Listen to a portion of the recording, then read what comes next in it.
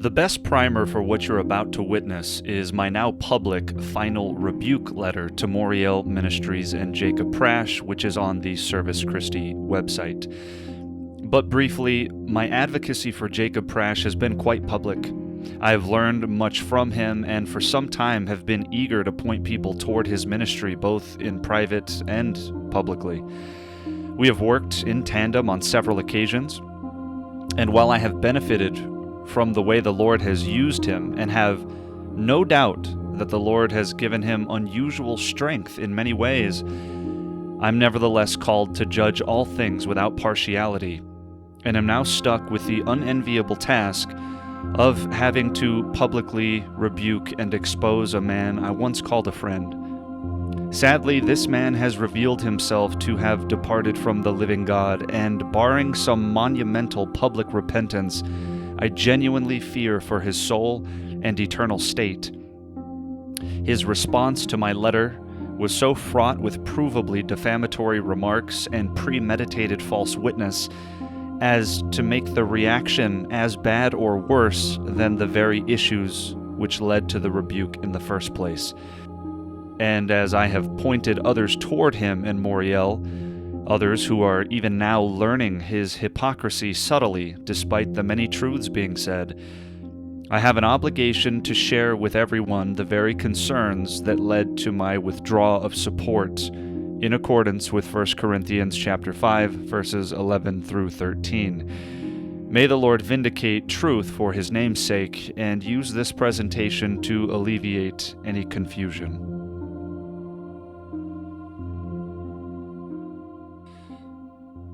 My name is Joshua, and welcome to what is the most unfortunate video I've ever had to produce.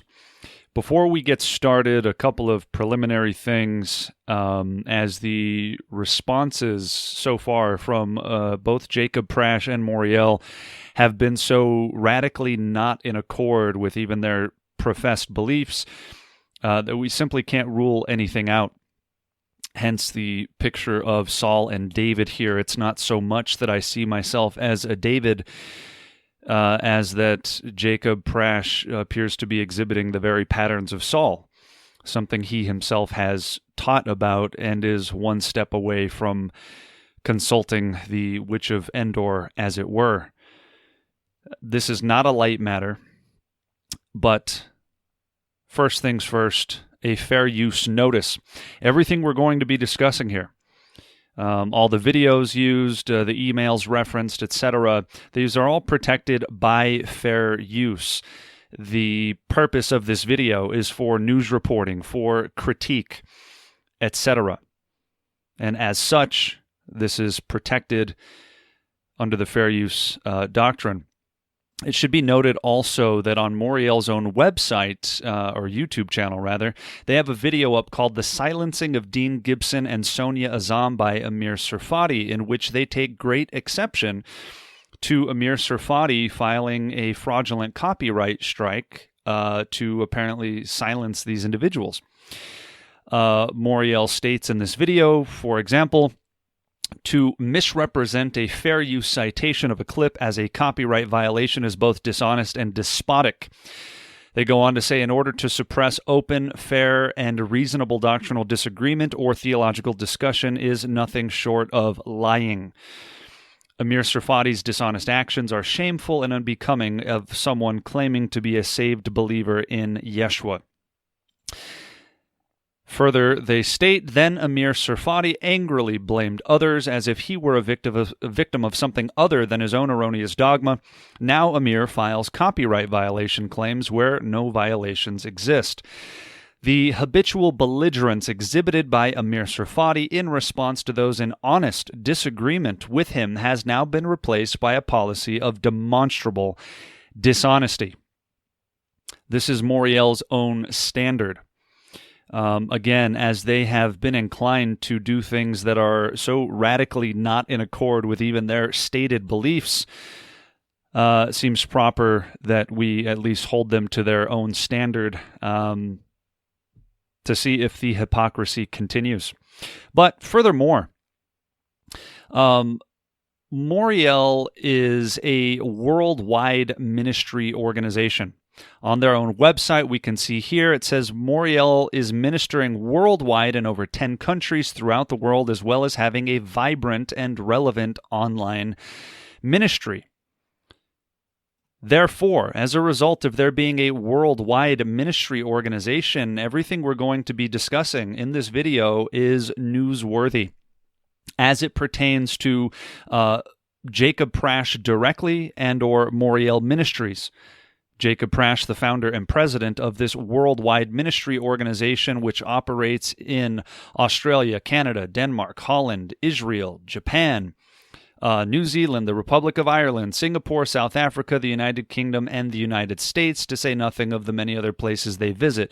This is just where they have formally established ministry operations, ministering worldwide in over 10 countries throughout the world. This also applies to John Haller, one of Jacob's cohorts, if you will, and partners, who also has a worldwide profile and is an active supporter and, according to Jacob, the legal counsel, a legal advisor to Moriel Ministries. This is newsworthy information. Every bit of it. What you're going to see is so thoroughly disturbing that I don't, there is just simply no response from Moriel or anyone else that will justify any of this. So, as these preliminary notes, fair use notice, and a newsworthy notice before we get into this very damning evidence. Some of the culprits here listed: Jacob Prasch, John Haller, Marco Quintana, Sandy Simpson, David Lister, and Blair Waugh. By no means an exhaustive list, but these are some of the main players. And this is only the beginning. I'm going to do my best to get through this introduction as quickly as possible. It is relevant backstory in setting the stage before we get into the actual meat and potatoes, if you will. I'm anticipating somewhere between 45 minutes and an hour. There should be timestamps listed below. But this setting the stage here is important in understanding how we got to this point and why this is so crucial and so thoroughly disturbing.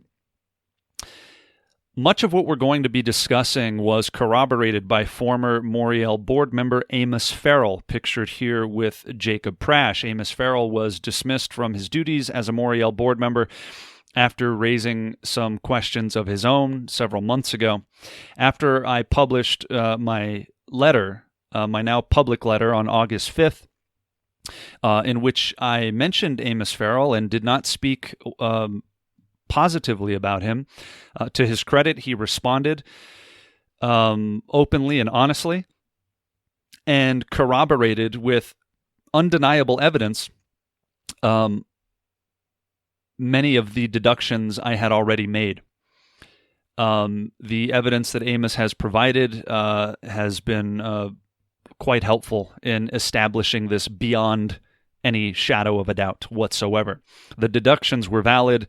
Now it's inescapable, thanks to Amos. Now, Amos put out final Moriel/RTN message and apology on his own channel, Genesis Christian Radio, I believe it is. You can watch that video in which he admits his own involvement in some of this activity. Again, he was, as a mark of his own repentance, supplied this information. Some of it does not paint him in a favorable light, and nevertheless, he was honest and forthcoming. He didn't have to do this. I didn't know what he had. I didn't reach out to him, but he reached out to me and in fact did corroborate all of this. We'll listen to a clip from this video from Amos Farrell. The message, email, and report sent by Joshua Chavez is true, is correct in all its ugly glory, shall we say, and much more. I was aware of all this, as was Charles, as were many other people. This can continue. Jacob needs to stand up, as does Marco, as does David Lister, the other board members from Moriel. I was kicked out of Moriel because I tried to raise these matters internally some time ago. I was asking those questions and they couldn't justify a plausible answer. The same questions with Joshua Chavez, a long-term friend of Jacob's, has not also asked, as of many other people. So for my part, I could have spoke up. I should have said something earlier. I didn't. So please take my apology. My repentance has been genuine. I could have said a lot more, but I said the reasons why I didn't. It doesn't justify it, but that's the truth. As you can see, Amos has independently verified and corroborated many of the things I was concerned about, and Amos and I are by no means the only two that have been concerned about things. But much of what we're going to discuss has to do with things that most people simply wouldn't be privy to. Although many have voiced their concerns and have seen a regression in Moriel, have seen an obsession develop in Jacob, and even affecting the teaching itself doctrinally, teaching things with pretense to justify his own behaviors. And even Jacob himself has taught about this. When somebody's moral behavior goes off, it's a matter of time before it affects their doctrine, and such it is here. So, as a primer, I would urge you to read the letter, which was a private email that was sent to about 90 Moriel affiliates after their responses were nowhere near anything that could even be hinted at as repentance. About 2 days later, I made the letter public. You can read that on the Service Christi website, Why I Can No Longer Endorse Jacob Prasch and Moriel Ministries. It is a relevant primer. My heart is on display in this letter. It was not approached lightly. These concerns have been mounting for over a year at this point. These are things that I have discussed with Jacob in private, things that I have discussed with Dave Lister and many others, and took great time with much long suffering to make sure that I wasn't wrong about these deductions. And indeed I wasn't. Again, if I can be faulted with anything, it would be in taking too long to address this, but wanting to give the benefit of the doubt to somebody who has been a friend and a mentor. These are things with such massive ramifications. You simply don't want to get anything wrong here. I would urge you to read this letter first. That was published August 5th. I received this letter from Jacob August 5th, right after I published the letter. Now, mind you, I had sent the email 2 days prior to this. And notice what he says: "We fought each other's battles and took cyber bullets for each other. Why would you turn on your friend, Joshua? I do not understand." See, this is all personal for Jacob. He demands personal loyalty from people at the expense of truth or objectivity, something the Bible expressly forbids. You're not supposed to show partiality in judgment. He says, "I loved you like a younger brother and never could have knifed you in the back." The way he frames it is false. "You will get your demanded response that you have no right to demand, and we are finished. Love takes not into account a wrong suffered. So I ignored your first shot at me in March." Now he's referencing an email I sent 4 months prior to this, on March 31st, in which I raised many of these objections then and received no meaningful reply from any of the Moriel board. Again, these are things that have been raised for months and have been left unaddressed. I responded to Jacob, "Jacob, I say in literal tears that I love you. I mean every word. I did not do this to hurt you, but to obey my Lord. I will pray fervently that I see you in glory. I'm not your enemy. May God reveal it to you. I truly love you with the love of the Lord. What motive would I have, Jacob? Ask yourself. This does me no favors. I will be ridiculed. But how can I disobey the Lord who bought me and deny him in the process? I did according to much of what I've learned through you from the Lord. Again, may the Lord reveal that my heart is his heart as best as I can discern. This may be the hardest thing I've ever done. I've been sick to my stomach for days. God knows. Every word of that was true. And for those adamant supporters of Moriel who would like to question my motives in this, unless you shed a tear about this, your questionings are without a leg to stand on. And as the evidence is going to clearly show, this is undeniable and utterly irrefutable.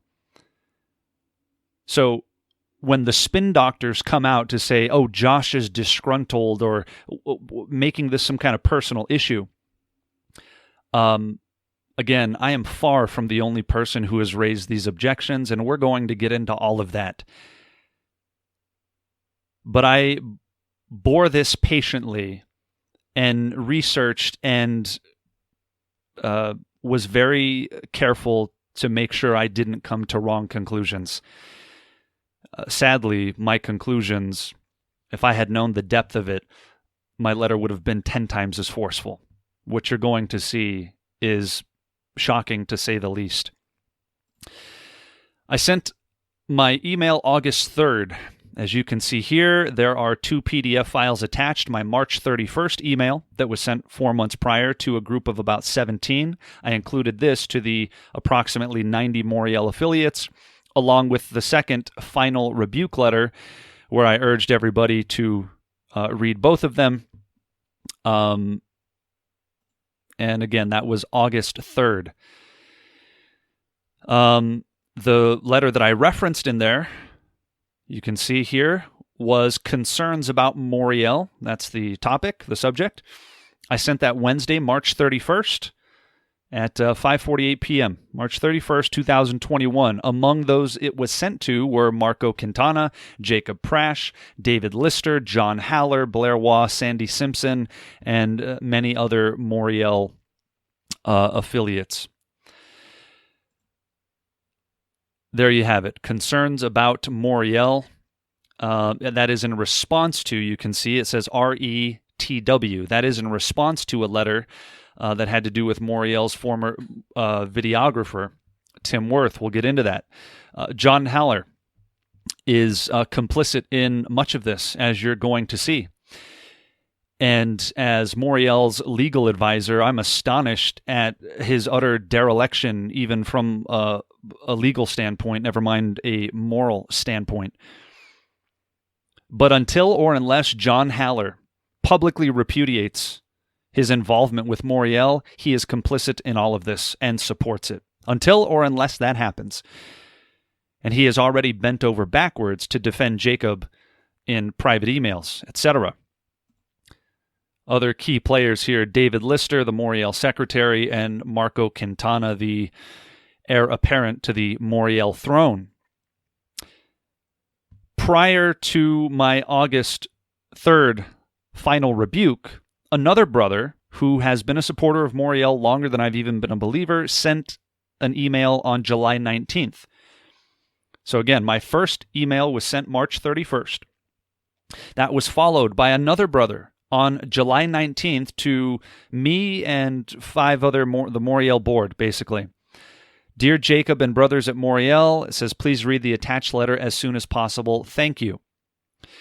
In it, among other things, he says, because of these patterns I've been witnessing and the concerns I've mentioned above, I have recently found it difficult to recommend Moriel to others. And unless these matters are brought out into the light and fully clarified and addressed biblically, I cannot in good conscience before Jesus continue to lend help, little as it is, to Moriel as an organization. He says, I found Joshua Chavez's March 31st email outlining similar concerns and imploring the Moriel board to address certain specific issues to be both confirming and encouraging. confirming in that someone else who is trustworthy and credible was seeing the same things, albeit from a different vantage point, encouraging in that it showed that someone close to Jacob and Moriel was willing to speak up about their concerns.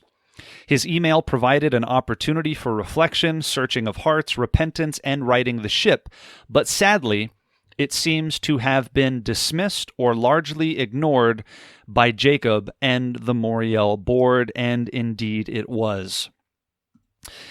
In that July 19th email, he also references Jacob's presentation on his Jewish ancestry, in which he says it was incompetently presented. He says there's another item that has concerned me that hopefully can be addressed more clearly. I thought the presentation Jacob made to prove his Jewish ancestry was poorly presented, and I'm concerned that it may have been more confusing than clarifying to those who have seen it. For example, the sheet that was presented didn't show the percentage of Jewish ancestry, but instead had a boilerplate migration map. The other sheet showing DNA origin percentages should have been presented. I know this because I have my DNA report from the same company. At best, the DNA video was incompetently presented. Presenting it more competently would remove any lingering doubt, deny Moriel's detractors this avenue of attack, and alleviate any confusion. What was Jacob Prasch and Moriel's response to this sincere email from a brother who has supported them for, again, longer than I've even been a believer? They ignored him. They ignored him. They did not address any of his concerns whatsoever.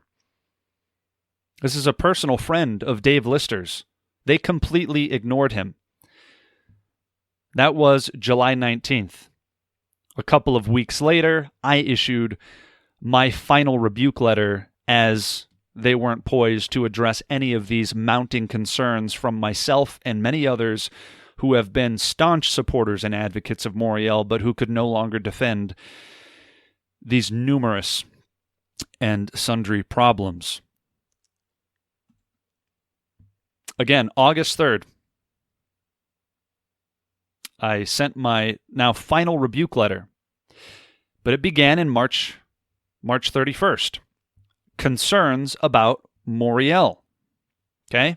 That was the subject line I added in response. I was copied in an email from Jacob. He copied all these people, and I was among those copied in it. And when I read what he was planning on doing, I took it as an opportunity to voice concerns that I had already voiced to several of them privately and had been growing. And the pattern continued. Again, this is March 31st, 2021. I had a phone conversation with Dave Lister back in December 29th of 2020, which we'll get into later. And so all of these individuals copied in this email from Jacob, which said this: blessings.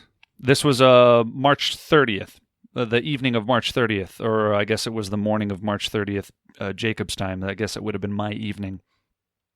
I don't think that Moriel or RTN should web post this. It is not a Moriel production. We should, however, hyperlink to it from Be Alert. This is a sister page to Moriel that is run by a woman named Suzanne Baruch and another man named Scott Brisk, I believe, two of Jacob's enablers. And Suzanne appears to be a co-conspirator with Jacob in some of the very disturbing behavior and actions we're going to get into later. He says it shows what Chris Roseborough, etc. need to resort to in order to get ammunition. Okay, what's he referencing? Well, Jacob cooked up some dossier on the former Moriel videographer named Tim Worth. This whole thing talks about Tim being a petty con artist and et cetera, et cetera. It's this big warning about Tim Worth. As you can see here, I've blotted it out, but Tim's home address was posted, along with Jacob's nickname for him, Tim Worth, AKA Gonzo Tim Worthless. That's going to be important. Make a mental note of it. Jacob calls Tim Worth Tim Worthless. But he had his home address listed here, along with some criminal records, creditor reports, and a speeding ticket from 10 years ago, a bunch of petty nonsense. Again, this is what I was copied in. And I wasn't happy about it, and that's what prompted my response. Now, just briefly, part of what has made, what has precluded many Moriel supporters and advocates from listening to some valid concerns about Jacob are that some, not all, but some of Jacob's detractors, such as Tim Wirth, are massive hypocrites. Even if what they're saying is true, it's very difficult to listen to certain people who are clearly embittered to an obsessive degree and are raging hypocrites themselves. And these are things that I've told Jacob as well. One example is that, for example, Tim Wirth has accused Jacob of being an alcoholic. And yet on Tim Wirth's own public Twitter account, he's posting pictures of Patron tequila. A news reporter, Dagan McDowell, is talking about some news here and says she's lapping this up like a punch bowl of margaritas, to which Tim says, "Amen, Dagan," and then posts a picture of an actual bottle of Patron tequila.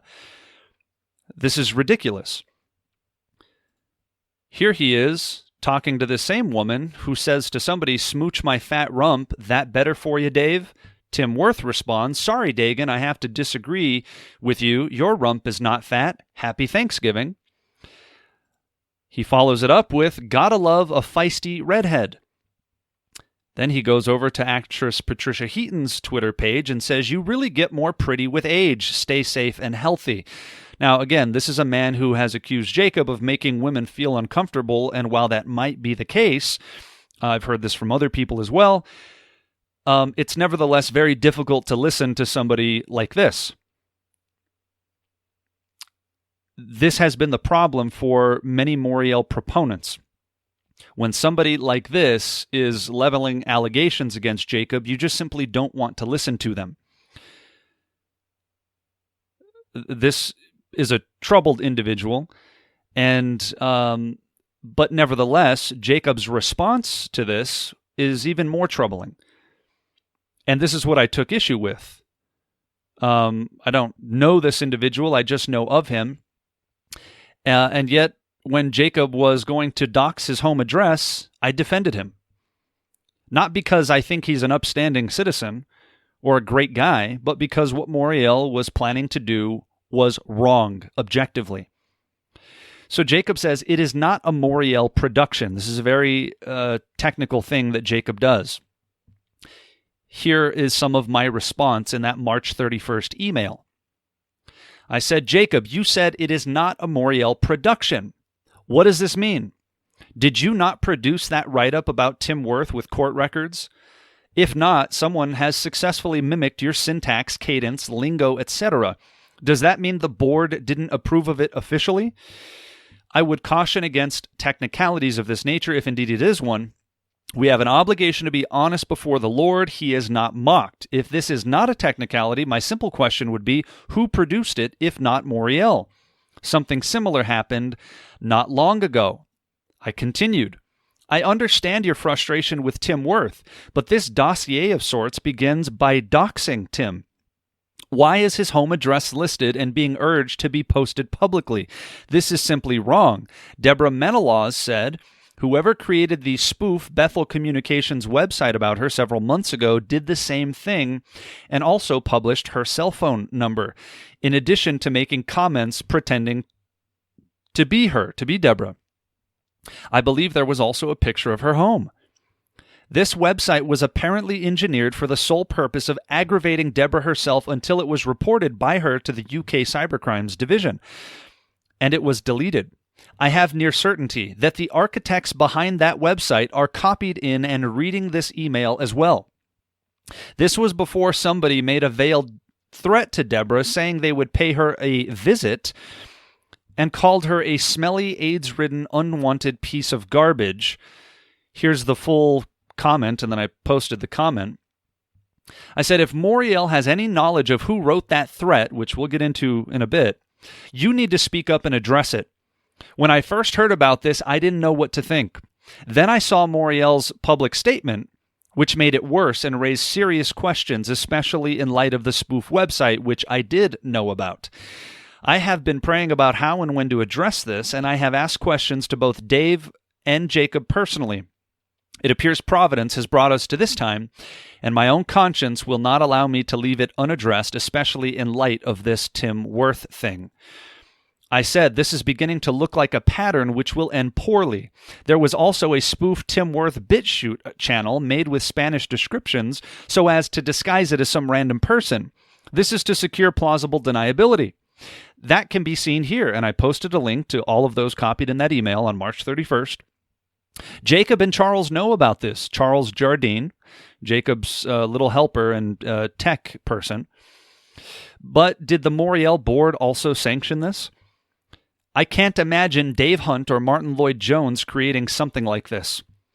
It is patently ridiculous, petty, and merely retaliatory. This is to meet Tim in his own abode and defeat the purpose. At what point do surreptitious scheming and technicalities become outright lies? Does the Lord not see all? As I was copied in this email, I have an obligation before God to issue my sincere concerns about all of this. I pray someone listens to reason here before it's too late. I know Satan seeks to sift as wheat those doing damage to his work, and yet we all bear our own burdens to walk before the Lord in honesty and in truth. Can I understand being frustrated by antagonists? Yes. Have I always responded as God would have me to respond? No. And yet daily I must seek the Lord for his strength and direction, not my own. God forbid the errors of yesterday remain unrepented of and become the habits of tomorrow, who is our master. When we are taken in and stumbled by Satan, we will become stumbling blocks to those who look to us for guidance. May God keep us from it, for his glory and the good of his body. I sent this to all of these people here, and received scarce few responses, none of which addressed any of these issues directly whatsoever. I think I received 4 total responses. One of them was from this man, Blair Waugh, who is the Canadian administrator, and I believe is now a big board member at Moriel. His response to all of that, he says, among other things, Joshua, thank you for taking the time to write such a long and thoughtful answer regarding these things. Blessings. These are many of the same objections that I raised in my now public letter back in March. And one of Moriel's board members thanked me for my thoughtful response. The same man has now jumped on a bandwagon, falsely accusing me of having doctrinal and personal issues. These men are liars. As you can see, his response was April 2nd, 2021. A long and thoughtful answer. Now, he didn't say anything. Nothing was addressed. He just played the middle road and said, thanks, Josh. Another individual that responded is a woman named Beryl Hunter, who is seen here with several other Moriel administrators here at the Hayes Conference in England. She organizes Jacob's England conferences. She responded to me by saying, you are a true friend to Moriel. A true friend to Moriel. The same individual has looked the other way while Jacob has posted such monstrously defamatory statements about me. Many of the exact same objections that I brought up in March were just reiterated in my now public letter. So in March, or on April 1st, I was a true friend to Moriel. Now I have doctrinal problems. A true friend to Moriel. Blair thanked me. Beryl called me a true friend. And I got one more response. 2 more responses. This was from Jacob. And let's get this was March 31st. He says, if I had an issue, I certainly would have first addressed my concern to you privately. You and I need to work closely together, Joshua. Now, notice his disposition here in March. I raise these objections, which he completely sidesteps, and his first response is to urge he and I to work closely together.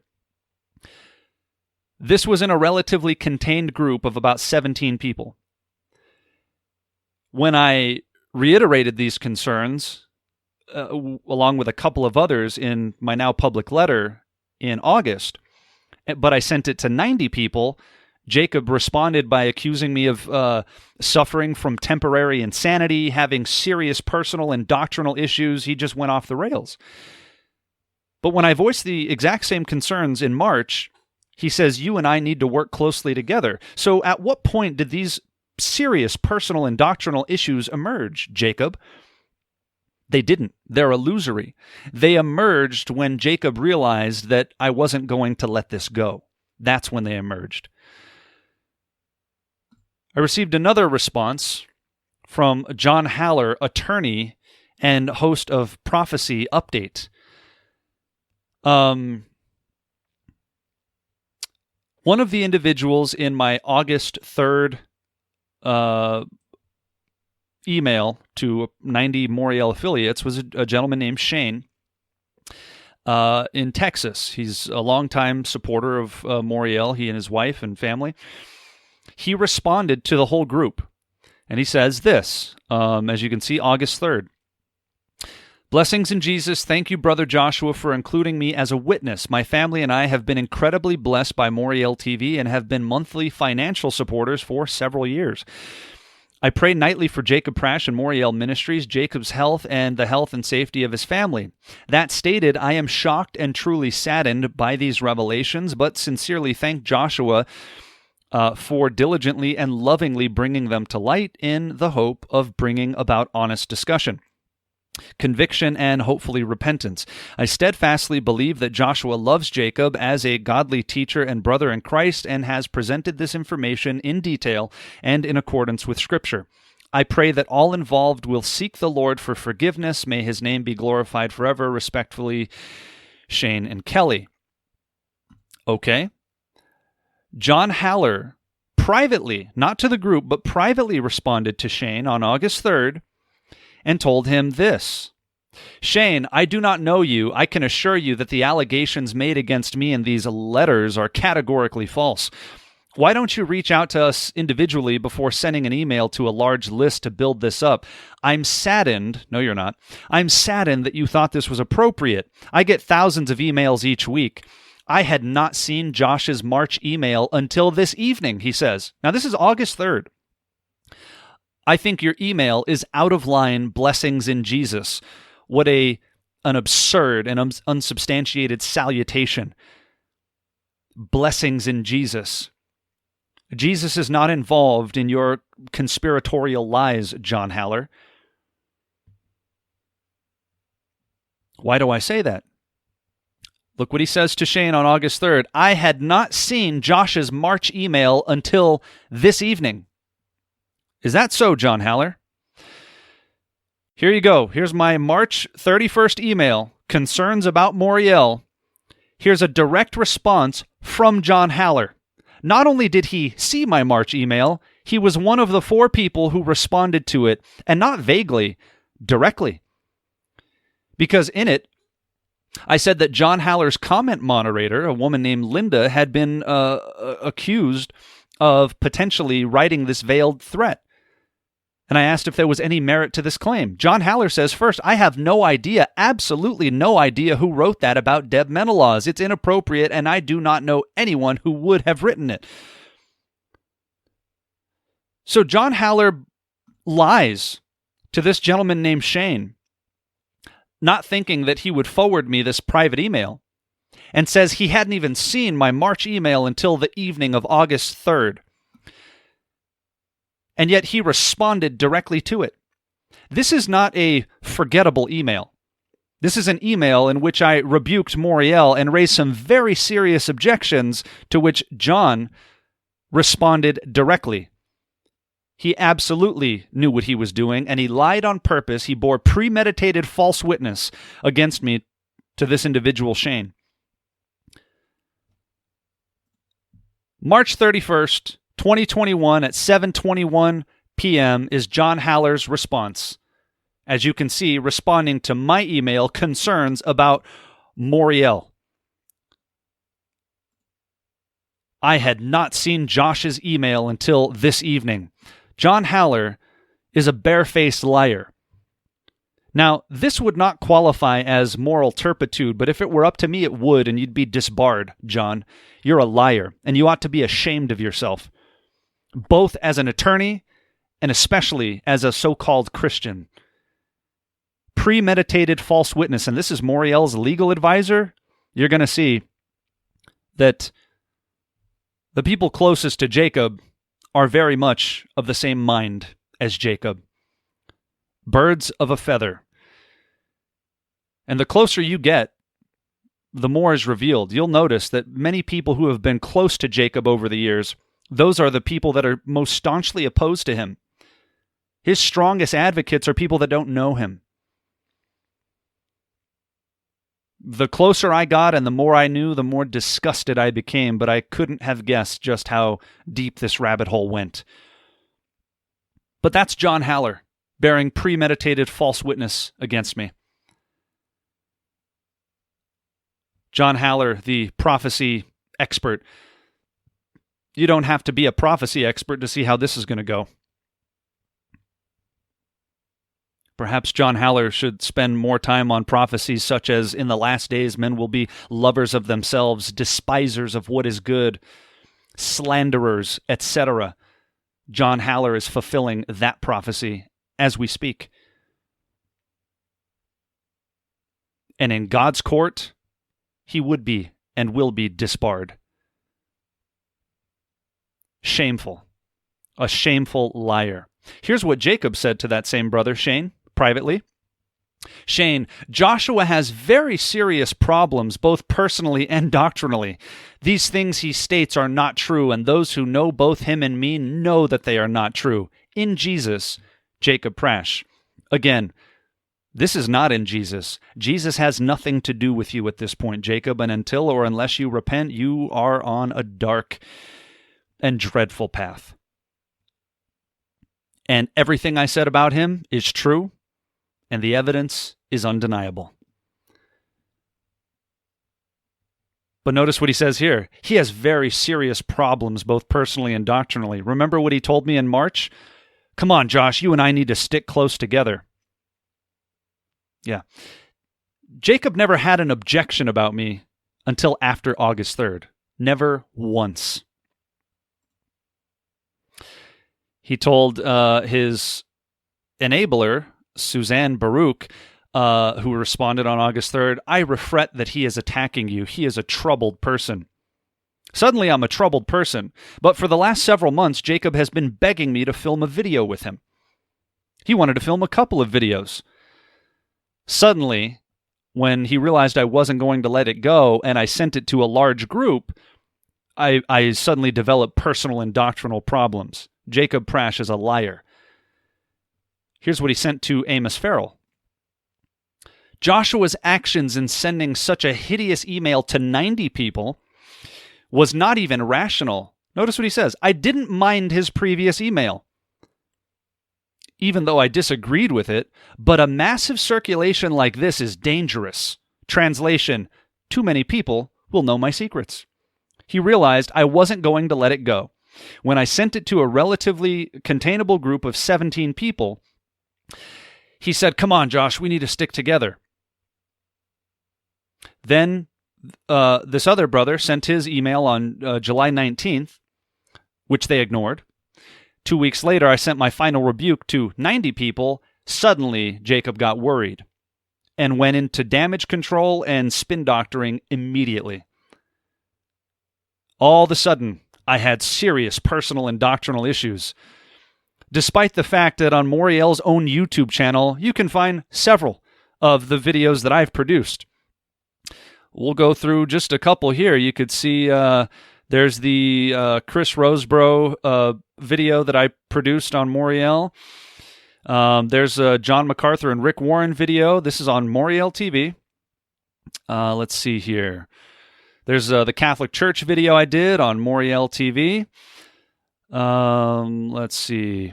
There's an interview I did with Jacob about the first seal potentially being broken. There's the Justin Peters hypocrisy video here on Moriel TV just a few months back. And there's the Gospel Gangsters and Bible Bullies on the Service Christi channel. It's called the Ministry Mafia and Theological Thugs, which ironically Jacob seems to be the Don Corleone of his own mafia, at least in his mind.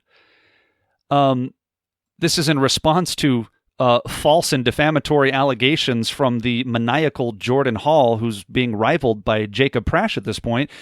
Jacob was eager, very eager to get that posted on Moriel TV immediately because he knew these allegations were false. In fact, Jacob Prasch urged me to sue Jordan Hall.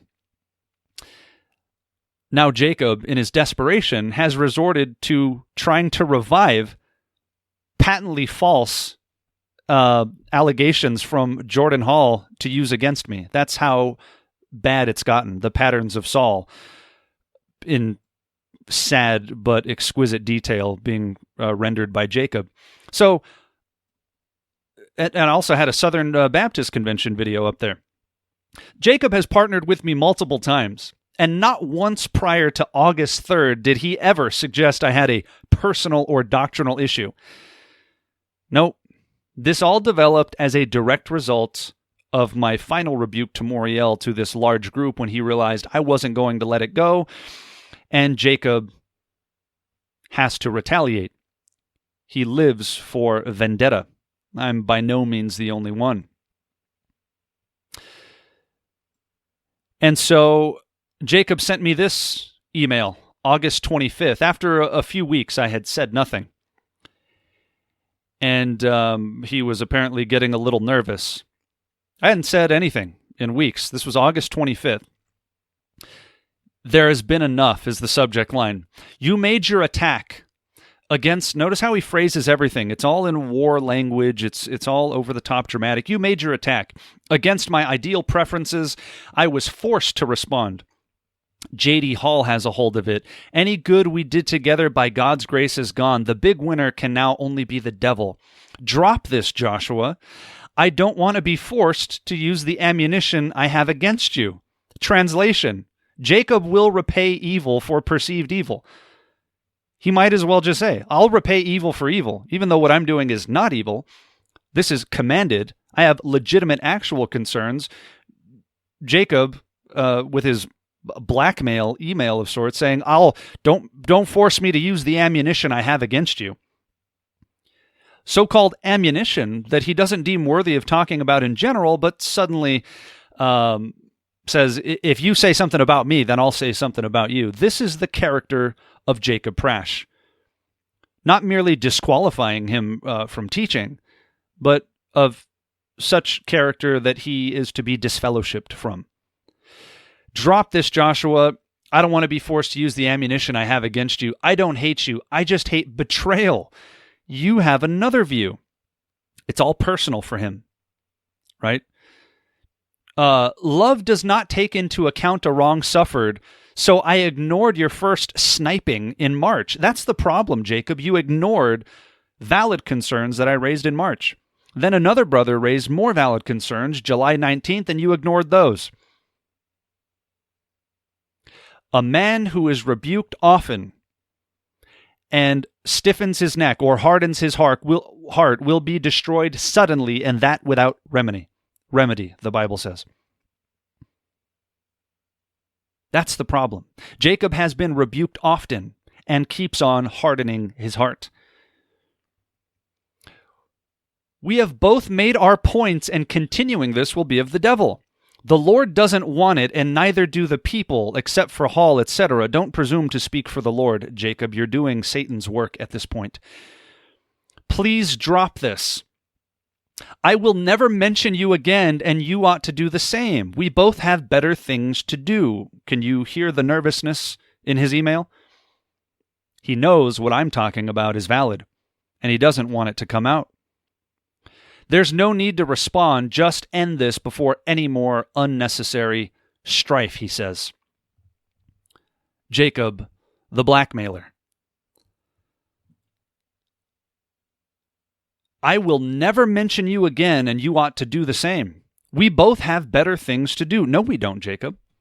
If he truly believed I was such a threat to the body of Christ, then he knows I don't have better things to do, and he has an obligation to warn everybody. He doesn't believe that. This is a lie. This is all retaliation. This is vendetta. This is damage control. This is spin doctoring. This is evil. This is malicious. And this is the work of the devil.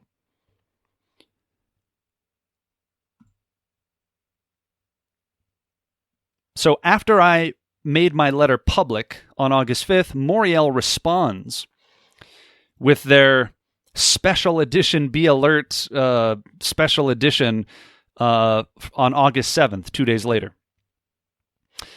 in which they say, there you go, August 7th, Amos Farrell, former board member, believes that Marco Quintana was the final author of this, although this is clearly Jacob's dictation. Marco's very eager to impress and do. Jacob always has somebody doing his bidding for him. Here's what they say. The board of Moriel finds itself baffled by a recent list of 8 conjectured charges, none having any real proof against Moriel. None having any real proof against Moriel, and that's what we're going to get into now. There's no proof. I'll let you be the judge. And why is this important? In the book of Proverbs, we read, not to make friends with an angry man, and with a furious man do not go, lest you learn his ways and set a snare for your soul. The anger and ferocity, the apparently criminal schemes that Jacob Prasch has employed are of such a nature that he will, in fact, set a snare for your soul. This is the background. This is the backstory, and it is important. But Moriel says these are simply conjectured charges. There's no evidence. Well, let's get into the evidence, shall we?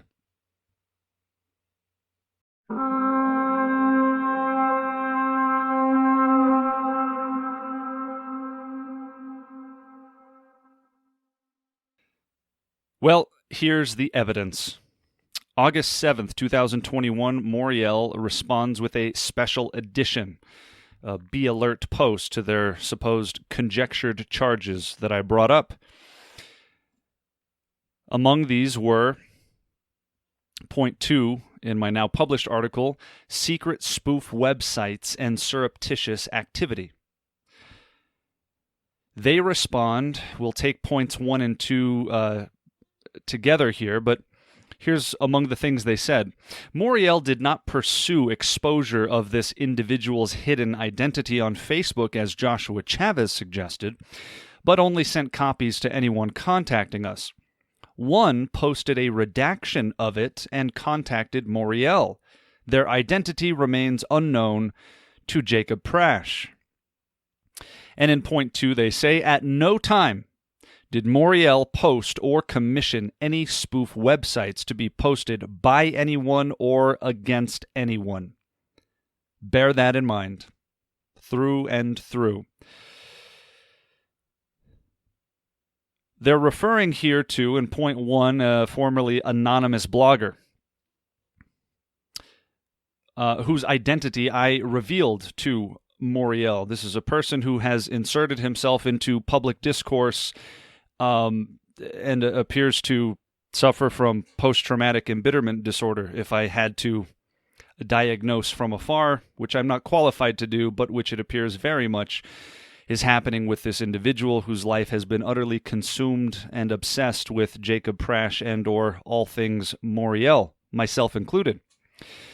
This, however, does not mean that everything the individual has said is false. Nevertheless, they said Moriel did not pursue exposure of his hidden identity on Facebook as Joshua Chavez suggested. Yes, I did. But we only sent copies to some people, and somebody posted a redaction of this information and contacted Moriel, but we don't know who it is. Okay. So what are we talking about here? The individual, his name is Hugh Smith.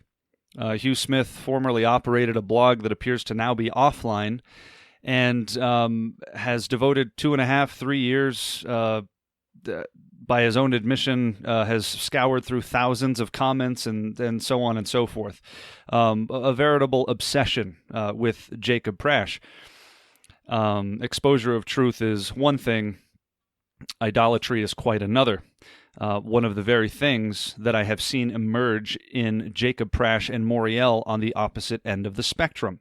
In any event, this is information that I sent to Moriel. Having discovered the individual's identity, I noted to them some very key points of hypocrisy and deep concern that would merit voicing. Such as, he says, with his friend here, we're like a butch gay couple. Look at the direction of our arms. We're holding hands. This obsessed, deranged individual has accused Jacob of all sorts of false things, has accused myself of all sorts of false things, and many other people. Now again, when you're dealing with an individual who is this hypocritical and this deranged, it makes you not want to listen to anything that they say. However, everything he has said is not necessarily without merit. But you can see the issues. He's immersed in and in love with this so-called kawaii culture, as you can see here. This article highlights the intertwined origins of kawaii and Japanese queer culture. The individual uses an avatar of the late Edie Sedgwick from the X-rated film Chow Manhattan, and yet accuses Moriel and Jacob of all sorts of inappropriate stuff. The point being here, this individual's a massive hypocrite. Now, this is information I sent to them. I said, listen, I've discovered who this guy is. This merits posting. I said I would just post this on Facebook, make a public post about this, leave it at that. I said, the information is there to do what you're going to do. But I would recommend just making a Facebook post and letting people draw their own conclusions. That's what I said. And operating under the suspicion, even at that time, though I couldn't prove it, that perhaps some in Moriel might be poised to do something sneaky, I specifically said, do not do anything surreptitious with this information. It is my personal counsel that you not do this. This is valid information. If you're going to post it publicly. I think it should be posted. Here's what it is. And since Jacob Prasch is the primary target of this individual, well, here it is. Here are some valid concerns, some valid hypocritical points. The guy is deranged, obviously. Moriel couldn't help themselves. They couldn't help themselves. Now, I sent this information to 6 people: Jacob Prasch, David Lister, John Haller, Blair Waugh, Amos Farrell, and Charles Jardine. These are the only 6 people I sent this information to. Okay? So when they say here, one posted a redaction of it and contacted Moriel, their identity remains unknown to Jacob Prasch. How is that possible? How did anybody else get a hold of that information? I only sent it to 6 people, so the information could have only come from one of those 6 people or myself, and I only sent it to these people. So, how did somebody else contact Moriel to tell them we posted a redacted version of information that only 6 Moriel insiders had access to? It's absolutely impossible. The only explanation is that somebody in Moriel gave it to somebody else and told them to post, make some fake website about it. And that's exactly what they did. So here's a screenshot of the website here. You can see a disclaimer at the bottom.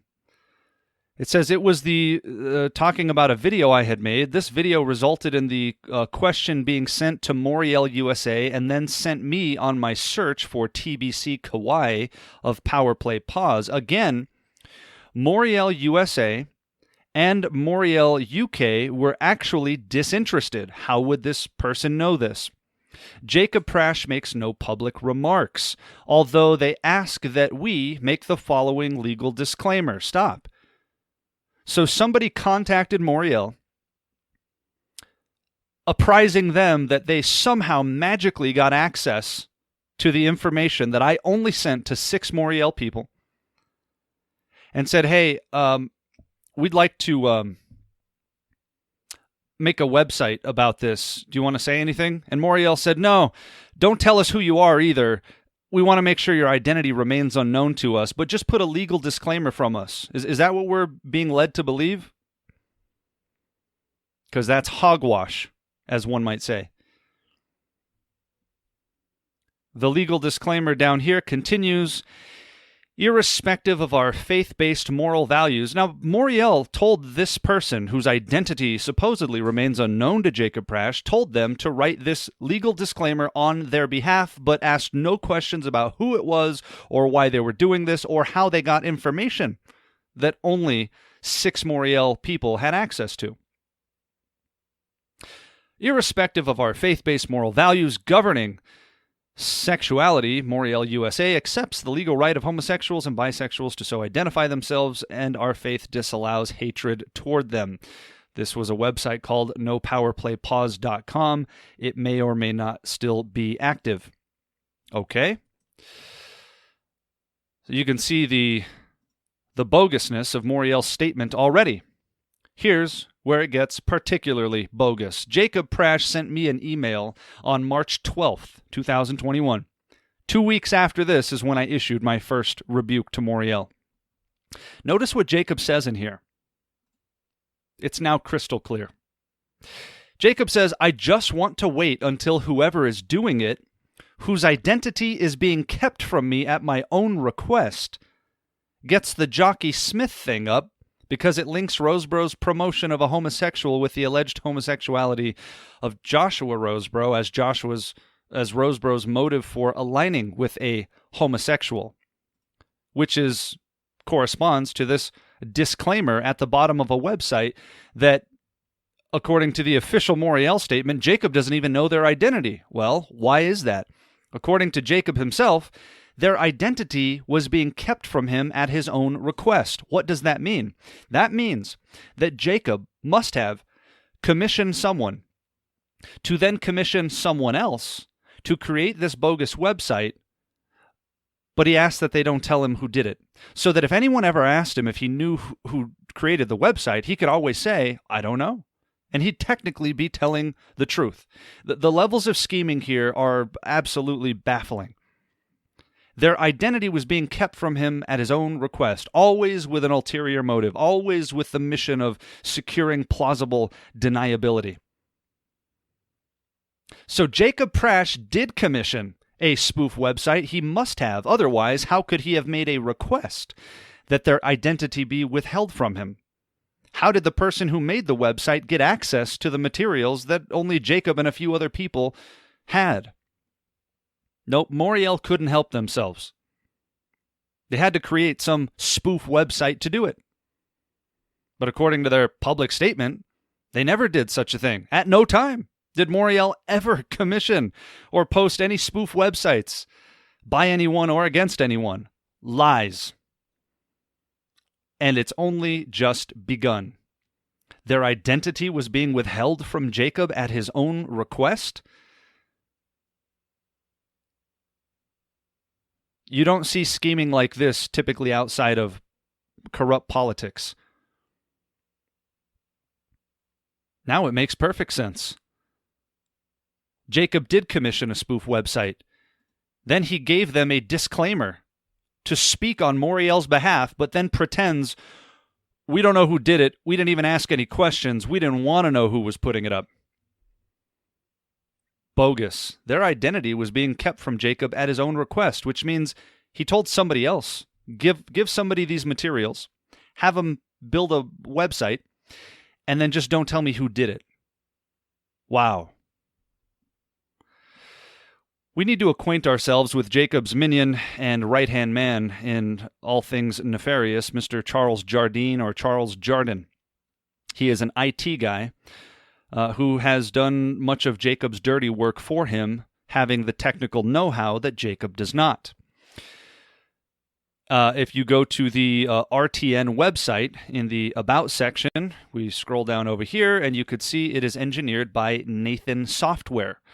Okay, RTN TV is this new platform that Jacob and Moriel are promoting. Nathan Software engineered it, as you can see from this LinkedIn profile, Charles Jardine, owner at Nathan Software, right? Charles Jardine builds websites, just like he built RTN TV. That's Charles. Charles is a key player in much of what we are going to discuss. Let's start here. Charles sends this link to Jacob on July 1st. It's a bitchute link that says this can be shared with whoever. All done via a proxy, a platform to fight fire with fire. I'm going to post it on his platform. Notice the subject line. Let's see if we can zoom in there. It says all spoof. What was Moriel's official statement? At no time did Moriel commission any spoof websites to be posted by anyone or against anyone. And here's a subject line from Charles Jardine reading all spoof with a link to a bitchute channel stating that it's a proxy, a platform to fight fire with fire. It certainly appears that Charles was the creator of this. When we compare these bitchute channels, you click on the link. It should still be active. It was last time I checked. Who knows if Charles hasn't taken it down at this point, but in any event, you can see the links are identical here. I have them circled, and it links to a bitchute channel called Exposing Stupid People about former Moriel videographer Tim Worth. You can see Jacob's nickname for him, Tim Worthless, is writ large with some Spanish words coming after it. You see, Charles and Jacob wanted to disguise this channel and make it look as though some Spanish-speaking individual did it, as if anybody other than Jacob would have the motive to produce something so ridiculous, utterly ridiculous, with the name Tim Worthless. So here's the channel. There's Spanish words in the descriptions. You can see the link up top is identical. There's the bitchute URL. Down here, you can see they describe this channel. Some idiot from the USA. Un idiota de los Estados Unidos. Because that's clever. It'll make you think some Spanish guy did it. Some Mexican guy. Certainly not Jacob Prasch or Charles Jardine. And they go on to give a Spanish description, right? So what's on this channel? Well, this channel has 2 videos posted on it. 2 videos, one called The Tim Worthless Band, and the other one's called Tim Worthless, Exposing Stupid People, etc. Okay. So we know Charles has the link and described this as all spoof, and we know Jacob's nickname for Tim is Tim Worthless. Now, when we click on the first video, the Tim Worthless Band, on top, it's a video of some guy singing horribly, and this is meant to mock and make fun of Tim, who has some kind of musical background, apparently. The description of this video, which was apparently scripted by Jacob and written by Charles, says the Tim Worthless Band. The son of an idiot, Worthless was born. He began exploring music as a drummer player at the age of 1, gradually expanding into supporting singers that can't sing. While a student at the Donkey Stupid Big Ear Schools, he recorded a damage liability tape which came to the attention of Chris Rosebrough, minister of a famous apostate church. Soon afterward, Worthless performed 2 other songs that are not fit for human consumption. A piece composed by the Son of Perdition, and Metronome, a song compressed by himself so it could only be heard by his first wife. Worthless performed live throughout America until after his high school graduation, when he joined an international church performance in Apostasy. That ridiculous drivel is the brainchild of none other than Jacob Prasch, who, having an obsession with many people, has an equal obsession with Tim Worth as Tim Worth has with Jacob Prasch. Now, while I don't agree with this individual and I think he's a massive hypocrite, this is absolutely ridiculous. And is now the second example of a spoof site that was in fact commissioned by Moriel against Moriel's enemies. And you can see from the date, this was over a year ago. This is not new, folks. This is what Jacob Prasch, the Bible teacher, has been doing for quite a while. The 2 videos should still be up there. Here's another link from Charles Jardine with another BitChute channel. He sends it to Jacob and to Amos and says, Amos, you can use the share on Facebook button on BitChute. The video, like YouTube, is still rendering. The quality should get better. What does that mean? That means Charles is the one that made the video. If he knows it's still rendering, then he's the one that posted it. And if we zoom in here, you can see the subject line reads, The Daniel Project.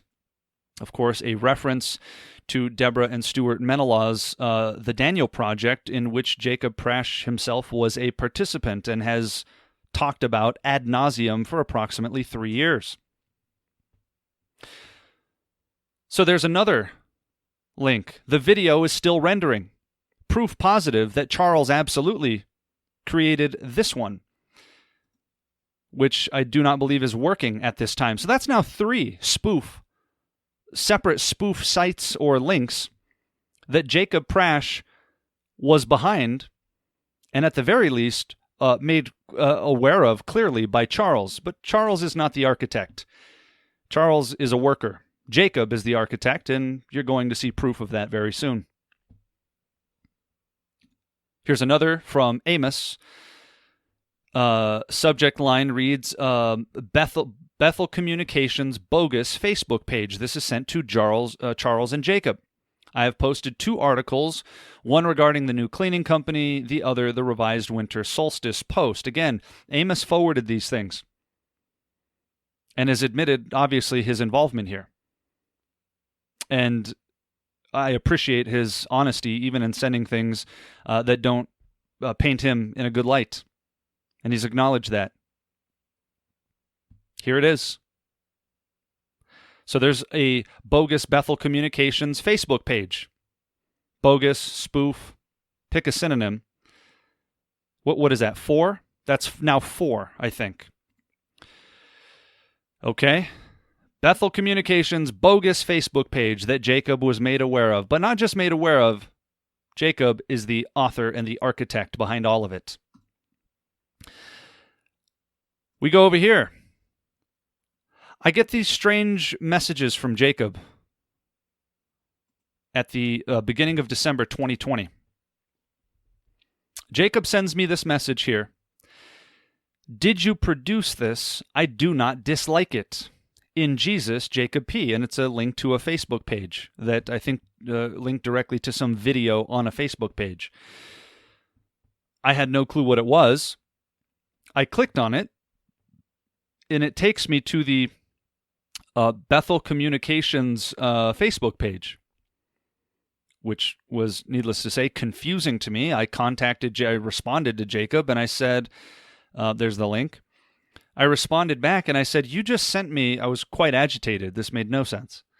I said, Jacob, you just sent me a video made by Deborah Menelaws. It says Bethel Communications on it. How on earth would you think I produced it? What are you talking about? And it's critical of you. Why would you not dislike it? This makes 0 sense. It just was absolutely confounding. Jacob clarifies for me. It's on a spoof site of Studio Scotland. It is not Studio Scotland. I have no problem with it. So, at the very least, we know Jacob doesn't have a problem with this sort of thing. Keep that in mind.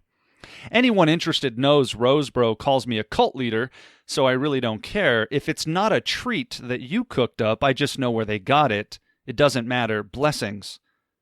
None of this made any sense to me. He's basically acting like he just stumbled across something that appeared to be related to Deborah Menelaus, but he somehow knew it was a spoof site, as if, again, anyone would have the motive to do this other than Jacob Prasch and his minions. I was agitated. Notice the subject line. Jacob is admittedly cyber ignorant and apparently forgot to change the subject line, which was a forwarded message that said it's working now. I didn't recognize this immediately. And going back through all of this material, I noticed the subject line had the title, "It's Working Now." Which means what? Somebody must have sent him an email that said it's working now. Jacob then forwarded that email to me, forgetting to change the subject line, and then asked me if it was something I produced. Further asking me, if it's not a treat you cooked up, I just know where they got it. No, Jacob, it's not a treat I cooked up. It's probably a treat from whoever sent you the original message with the subject line, "It's working now." There's the original email. It's just a forwarded email that says it's working now with this link. Jacob says, "Did you produce this?" Already I know something's wrong. Now, in talking with former board member Amos Farrell about all this in recent weeks, I asked him, is it possible that you were copied in or perhaps even sent an email to Jacob with the subject line, "It's working now"? Approximately 5 minutes or less, Amos responds with this email.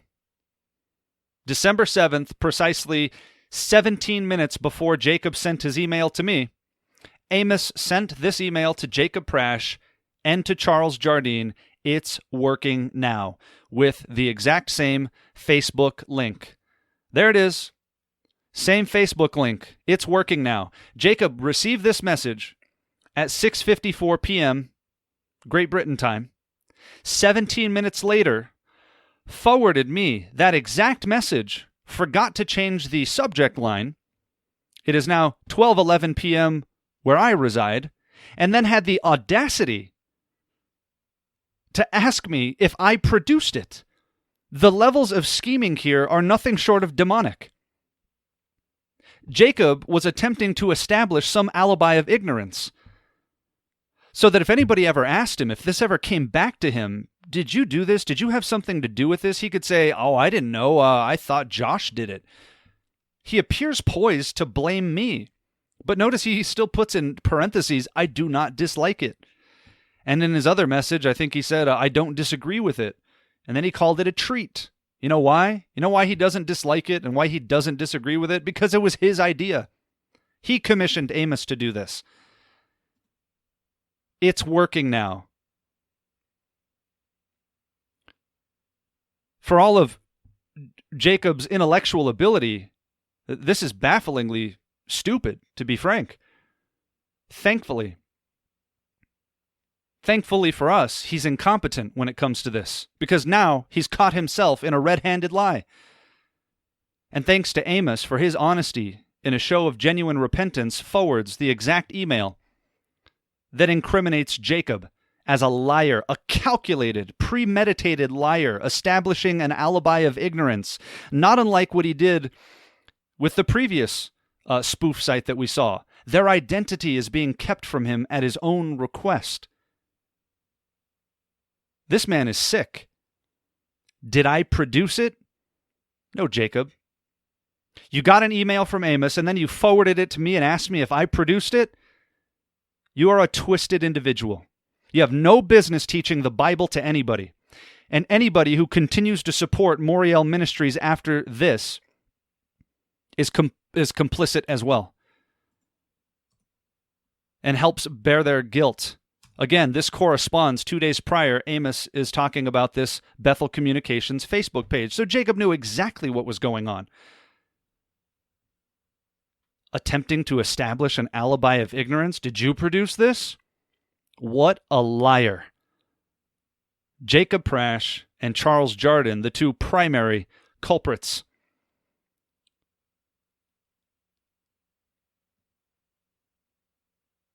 This isn't about Amos, or even primarily about Charles. This is about Jacob Prasch, the so-called Bible teacher.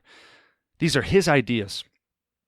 These are his scriptings. He is the architect. But there's a coalition of people around him trying to hide this, trying to suppress this, and defending this at all costs. Not merely defending this, bearing premeditated false witness against people like me who have dared to cross the great and powerful Jacob and address these things and to bring them to light. And among them are Devore Truth with Marco Quintana. Whatever you're doing right now, if you are subscribed to this YouTube channel, pause this video, go to Devore Truth and unsubscribe immediately. Hit the unsubscribe button. Go to Fellowship Bible Chapel with John Heller, FBC, and you hit the unsubscribe button. John Haller is helping Jacob conceal these matters. John Haller is a liar, as we've already seen, privately telling someone he never received my March 31st email when he himself responded to it directly. Go to Dean Gibson's channel, Jacob's new sister ministry, so-called, and hit the unsubscribe button, and absolutely go to Moriel TV right now and hit the unsubscribe button. We are commanded to withdraw support, to purge from ourselves the evil person, and if you give them your time or your attention after this overwhelming and irrefutable evidence, you are guilty with them. But it only gets worse. What is that? At least five instances of spoof websites being commissioned? 4 or 5. At no time did Moriel post or commission any spoof websites to be posted by anyone or against anyone. And here's where the plot thickens immensely. Here's a website that was linked to that bogus Facebook link that Jacob sent me. Did you produce this? The one that he knew Amos had just sent him. I clicked on the Facebook link, and on that Facebook page there were various other links. One of them was to this very website, which is bethelcommunications.biz. As you can see, the official Bethel Communications logos are on it. bethelcommunications.biz. It may or may not be active at this juncture. Nevertheless, this is clearly designed to look like the real Bethel Communications or website. It's a .biz account, so you know that's not it. But they stole their logos. And there's all sorts of disparaging material about Deborah Menelaus and some strange videos, etc. Among the posts on there is this post about winter solstice, which we saw Amos reference in the Facebook link about the bogus Bethel Communications Facebook page. Okay. When I clicked on the link, I noticed this phrase on the side. Now I'm seeing a spoof website. Now Jacob's feigning ignorance. Well, I don't know where it came from. If it's not a treat you cooked up. I see this phrase here. Is this a ministry or a business? And I instantly knew Jacob was behind it. I couldn't prove it, but I knew this was the case. And I knew that because approximately a year prior, for several months, Jacob asked me repeatedly if it was a good idea for us to make some kind of website talking about Deborah Menelaus and whether she has a ministry or a business. He repeated this question. Jacob will get phrases, kind of mantras in his mind, and he will repeat them ad nauseum. I know you've seen him do it. He kept asking me this exact question. Is this a ministry or a business? And I told him it was not only not a good idea, it was a very bad idea. I told him I don't know how to do that, first of all. I'm not a website developer. And even if I did, that's ridiculous. No, you shouldn't do this. No, it's not a good idea. But he kept asking me. I kid you not, he probably asked me about a dozen times over the course of several months, to the point where I got angry and was somewhat sharp with him and told him to drop it, to stop asking me this question. I told him it was ridiculous and he shouldn't have this desire. I've never seen such an incessant preoccupation with someone else as I have with Jacob and Deborah Menelaus and so forth. This is one of the points I mention in the article. Except for Jacob's counterpart, Hugh Smith, whom Jacob, I believe, is in the process of suing as we speak. I couldn't prove it, though. I knew Jacob did this. Of course, there's pictures of Deborah, all of this different material. There's links to their film The Daniel Project on here. There's a picture of a devil to be continued featuring Deborah Menelaus. A picture of her cleaning a toilet. All of this stuff. The architects behind this were Jacob Prasch and Charles Jardine. They created this spoof website. What does that bring us to? Number 6. Well, how do you know they created it, Josh? You just said you couldn't prove it. Well, I couldn't prove it then, but I can prove it now. Thanks in large part to Amos. Amos forwarded this. This was sent to him and to Jacob from Charles on December 15th. There you can see the link, bethelcommunications.biz. Now it's easy to add new content. I will get together with Amos and compile the additional info required ASAP. Charles of Nathan Software. Well, what do you know? You can now add new content. So Jacob's right-hand man, his IT person, who built their RTN website, which obviously you can tell has nothing to do with the remnant nor the truth, admits that he built this website. This is the brainchild of James Jacob Prasch. Charles didn't do this unilaterally. And Jacob never objected to it, just like he didn't object to the other things when he said, I don't dislike these things. No, of course he doesn't dislike them. Jacob lives in a clandestine world. He lives in a fantasy of espionage. But Jacob himself was the chief architect of this website. How do you know that, Josh? I'm glad you asked. Here's the proof. In an email sent from Jacob Prasch to Charles Jardine and to Amos Farrell, entitled Pride Lies in Videotape. 3 words, ironically, that can sum up Jacob's life at this point. Here it is. December 5th, 2020, from Jacob, Pride, Lies, and Videotape.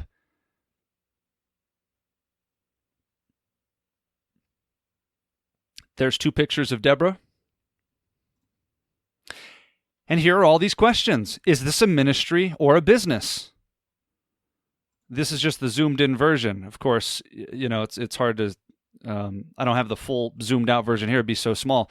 If you scroll down the email, this is the body of the email.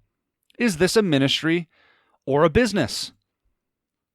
And again, here are these pictures. Now, what's interesting here, this is the email, okay? This is the email, as you can see, and I'll just scroll all the way. Well, you can see it there. Forwarded from Amos. That's from Jacob. Pride Lies in Videotape. I want you to take a close look at these pictures that are in the body of Jacob's email. They're pictures of Deborah, but right up here, if you can see the cursor, you can see the name Suzanne Baruch in white letters right on the face up here above this Facebook link. Okay? Now notice the screenshots of the phone. On this one in particular, the phone battery is at 12%, and the time says 3:18. If we go to the website where this photo was actually posted, you see the same exact picture. Up here, phone battery's at 12%. The time is 3:18, but you notice there's an odd, almost the same hue of blue, but not quite, blurred out space right up here. What was this blurring out? Well, it was blurring out the name Suzanne Baruch. Suzanne Baruch is the administrator of the Moriel Be Alert Facebook page. She is one of Jacob's enablers and apparently one of his co-conspirators in creating these spoof websites that Moriel insists they never created. Isn't that something? The same woman who berated me in responses for my letter to Moriel was apparently aiding and abetting Jacob in creating these spoof websites. Perhaps that's why she was so defensive. While you're at it, if you follow Moriel Be Alert, go unfollow their Facebook page now as well. They took her name off because they didn't want her name associated with their fake, phony Bethel Communications website. Just a side note. Same exact photo from Jacob's email. Certainly appears that Suzanne was helping Jacob to create this bogus website. Is this a ministry or a business? Now, this is the email that Jacob sent. These are the scripted points that he wants on his fake website that he himself commissioned, that he himself created. Let's compare it to the website. Here's Jacob's email. Is this a ministry or a business? True, Deborah Menelaus did hire Carol Goodall commercially with the profits of the film, The Daniel Project, after the rights were sold to Hollywood, Paramount Pictures, California, etc., etc. Now let's go to the website. True, Deborah Menelaus did hire Carol Goodall commercially with the profits of the film, The Daniel Project, after the rights were sold to Hollywood, Paramount Pictures, California, etc., etc. Verbatim. Verbatim. And we could keep going. Let's go to the next section. Anyone who knows Deborah, this is on the website, by the way, all right, where they put a picture of Deborah scrubbing a toilet, Bethel Communications website. Anyone who knows Deborah Menelaus knows that this above photo is not what she looked like in 2017. Okay, let's go back here. Second paragraph, anyone who knows Deborah Menelaus knows that this photo is not what she looked like in 2017. This is word for word Jacob scripting on the fake Bethel Communications website that Moriel in writing denied doing. Except this email from December 5th of 2020 proves precisely the opposite. They knew exactly what they were doing. Jacob Prasch himself commissioned a spoof website to be built by Charles about Deborah, etc., etc.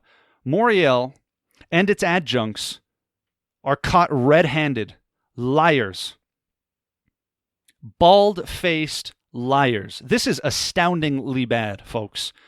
Jacob Prasch, John Haller, Marco Quintana, Sandy Simpson, David Lister, Blair Waugh, and anyone else who remains silent in the face of this evidence is guilty by silent approbation. Until or unless John Haller publicly repudiates these actions, he himself supports them. He supports them by silence. Sandy Simpson had the audacity to say Josh drank the Kool-Aid.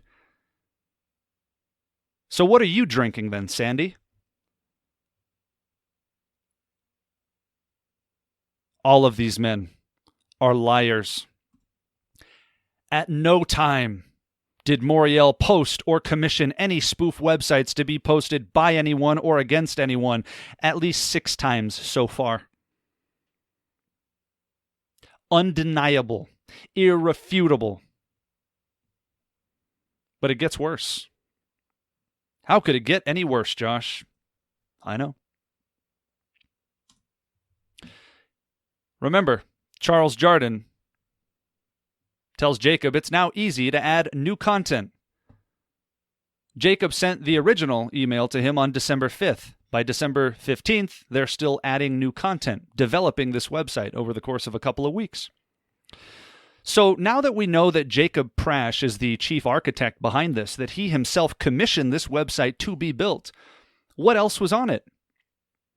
Among other things, Jacob commissioned Charles to post a video. They made this video showing a picture of Deborah and Stuart Menelaw's home, which I've blurred out for their own protection, and they entitled it The House of Sham, one of Jacob's clever ideas.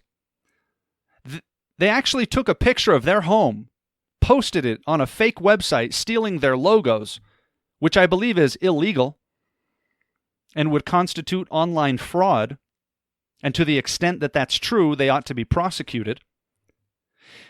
But then they doxed her. They put pictures of her house in a video, in a 4-minute and 37-second video called House of Sham. That's what Jacob Prasch, the Bible teacher, has been doing while preparing weekly Bible studies, pretending to be a representative of the Lord, signing his emails with the salutation in Jesus, which Jesus has absolutely nothing to do with. What else did Jacob do? Well, they created this picture of Deborah. They cut a photo of her head and placed it on a woman scrubbing a toilet. Deborah apparently has some kind of cleaning business, which Jacob knows about and was trying to expose the workings of. There's this little statement underneath the photo. Due to COVID, I have had to go back to scrubbing. Check out my company, redacted, I blurred it. Just another little company I own, Debs. The irony of Jacob talking about people's private business ventures, while he himself claims to operate a money-generating website business, which is a lie and he knows it. It's just astounding. Gaslighting is not a strong enough word. Hypocrisy is not a strong enough word to describe who and what Jacob Prasch is. Oh, but it gets worse.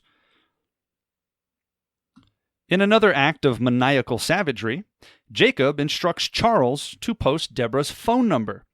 So they posted her home, a picture of her home. Then they posted her phone number down here. For cleaning services, call us on ... and put her personal cell phone number up there. That's Jacob Prasch. He was poised to do the same thing to Tim Worth. He wanted to publish his address. That's what led to that was the catalyst for my first rebuke, March 31st. Thankfully, Amos corroborated all of my suspicions and deductions with irrefutable, hard facts. Jacob is the chief architect behind all of this, with his partner Charles, who has the technical know-how to actually do it, but it keeps getting worse. Here's another message from Charles to Jacob and Amos, with the subject line, Devil Woman Update. Remember, guys, do not share with anyone, says Charles. And it's a link to their very own rtntv.org website. It's a video link, but it's a private video link. It's just for them. Don't share with anyone. Again, I say, RTN-TV is supposed to stand for the Remnant Truth Network. And this activity has neither to do with the remnant nor the truth. It has everything to do with deception and retaliation. The very antithesis of biblical Christianity is exactly what this network has to do with. And some of those complicit in it by their silence would include John Haller, who's a part of the RTN network, the Apologetics Coordination Team, Sandy Simpson, Devore Truth with Marco Quintana, the hireling. These are just some of the people that are behind it, that are supporting Jacob in the face of overwhelming and undeniable evidence, pretending as if they didn't know. Crafting premeditated false witness in an attempt to discredit me because I dared to bring these things up and because they feared that I would bring them to a larger audience. They knew what was coming, But it gets worse. Remember, don't share with anyone, guys. That's what Charles tells to Jacob, and it's some video. Well, what could this video be? Let's get a word from Amos talking about this very thing, and in fact, we are going to raise the volume just a bit here.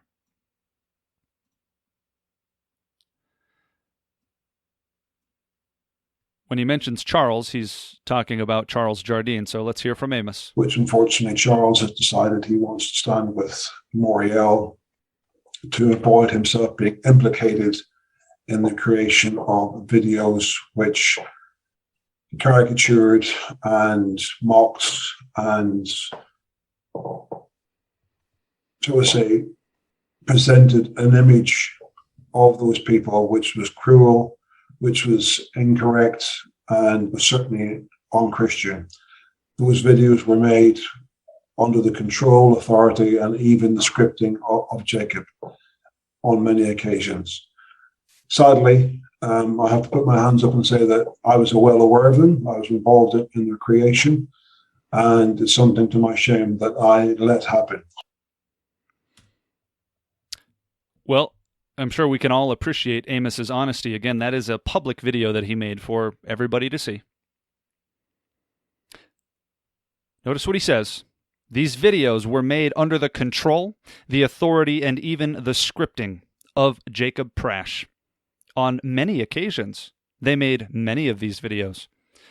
What are these videos? Well, here's just one. Devil Woman Update. Here's one that they made about Deborah.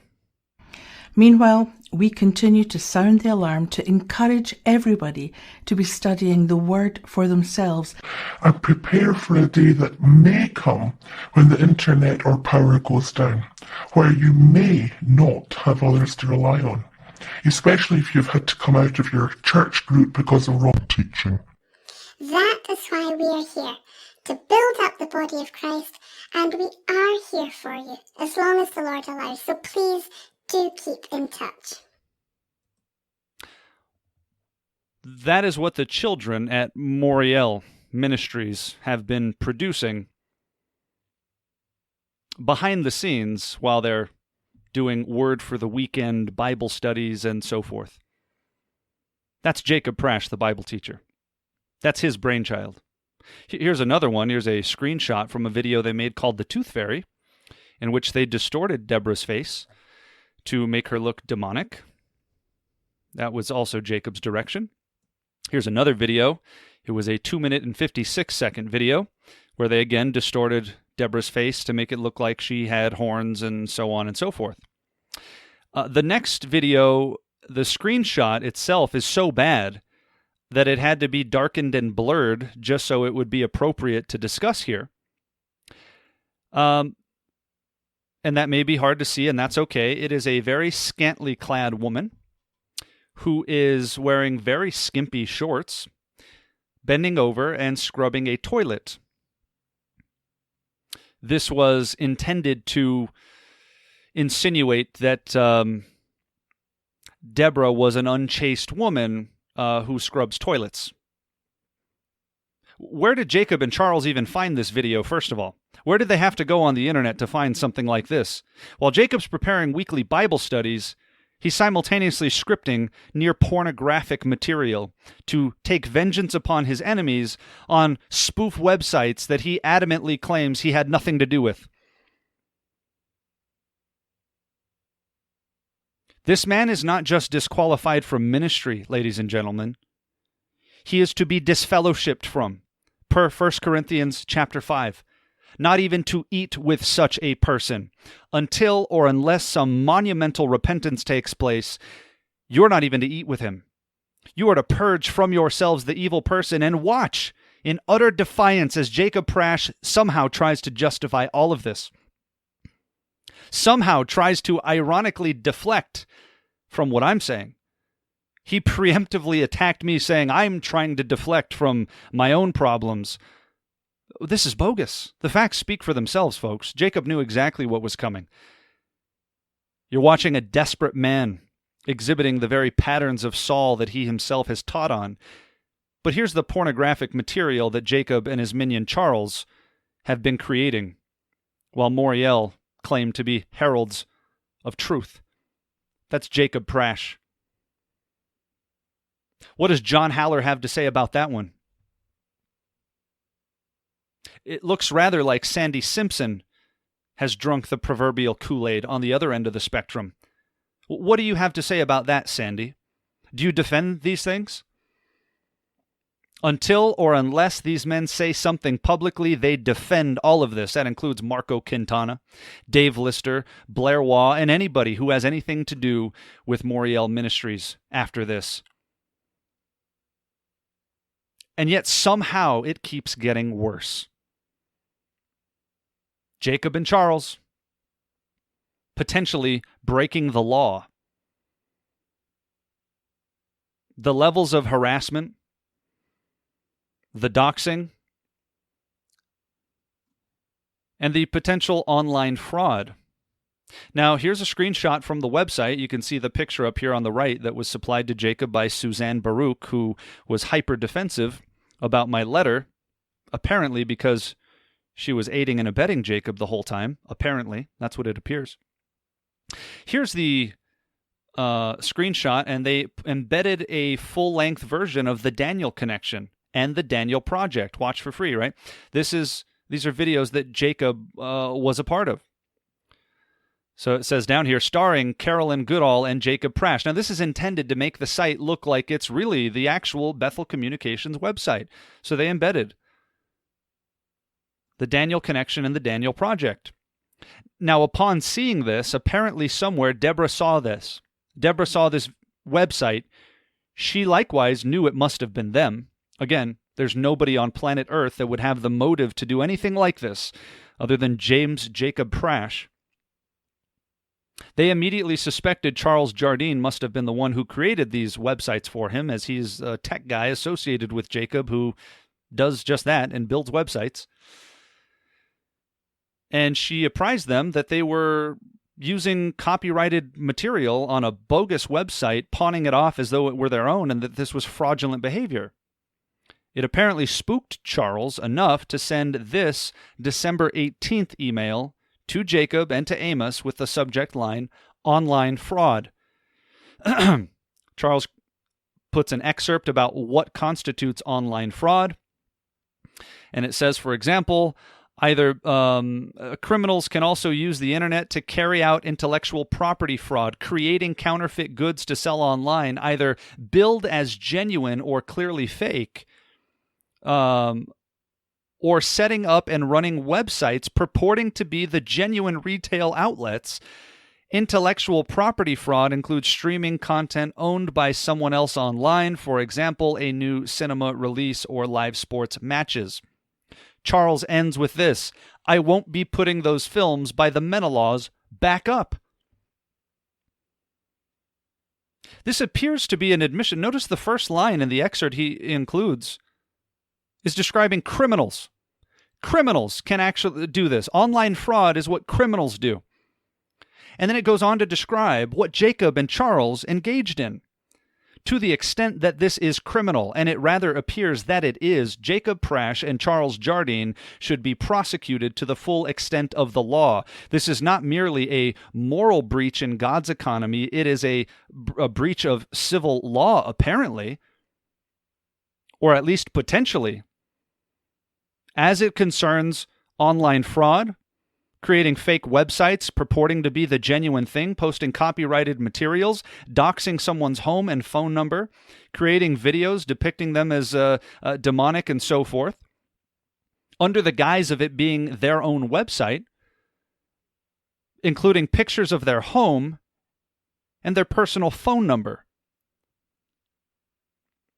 To the extent that Jacob Prasch and Charles Jardine have engaged in criminal activity, they need to be prosecuted, and it rather appears that that is exactly the case. Of course, Charles says, I won't be putting those films by the Menelaws back up, which means he put them up in the first place. Yes, these films, the Daniel Connection, the Daniel Project, the things that Jacob wanted him to put up there, so that it would appear as though it was the real thing, because Jacob's a clever guy. Here's a screenshot from yet another spoof website, orchestrated by Jacob, carried out by Charles, the real Bethel Communications. How much online fraud was actually engaged in? That's a great question. Are you guys starting to understand just how bad this is? To my knowledge, Benny Hinn hasn't done anything like this. John MacArthur wouldn't dream of doing something this bad. The people Jacob has spoken about most vociferously haven't done anything like this that we're aware of. Are we going to give Jacob a pass because his doctrine is generally good? His teaching is generally really good? No, as a matter of fact, to whom much is given, from him much will be required. He knows more. He knows better. Therefore, his guilt is actually the greater. Yet another. But they couldn't stop themselves there. Here is a link to the Jezebel Menelaus Forest Facebook page. Yet another. What is this, 7, 8, 9? How many spoof accounts and or websites has Jacob and or Moriel actually commissioned? The lying lot, all of them. Jezebel Menelaus Forest. Here's another Bethel Communications BitChute channel. As you can see, stealing the Bethel Communications logos and yet posting videos that are sympathetic to and offensive of Jacob and Moriel. Again, trying to make it look like Bethel Communications actually agrees with Jacob. To the extent that this activity is fraudulent and illegal, Jacob Prasch and Charles Jardine need to be prosecuted to the full extent of the law. That again includes posting pictures of this individual's home and her personal phone number underneath a depiction of her scrubbing a toilet. Which, by the way, begs the question, remember the first video we witnessed? It's her with stacks of money and all of this money floating around. They depict her as one who has become wealthy, massively wealthy from ministerial endeavors, and Jacob has repeatedly insinuated as much, that they have profited handsomely off of the sale of their films and so on and so forth. So on the one hand, they're these illegitimately wealthy people, and on the other hand, she's a poor toilet scrubber. This is nothing short of demonic.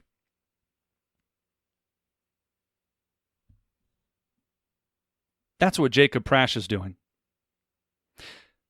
Part of their help in putting up all of this crazy material, apparently, and according to Amos, they do have some help in the Philippines. A couple of girls, as you can see from the bottom of this email here, from Dave Lister.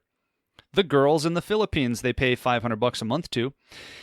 And this all clicked because Jacob, on a couple of occasions, asked me, have you ever considered putting up some of your videos in the Philippines so somebody can't take them down?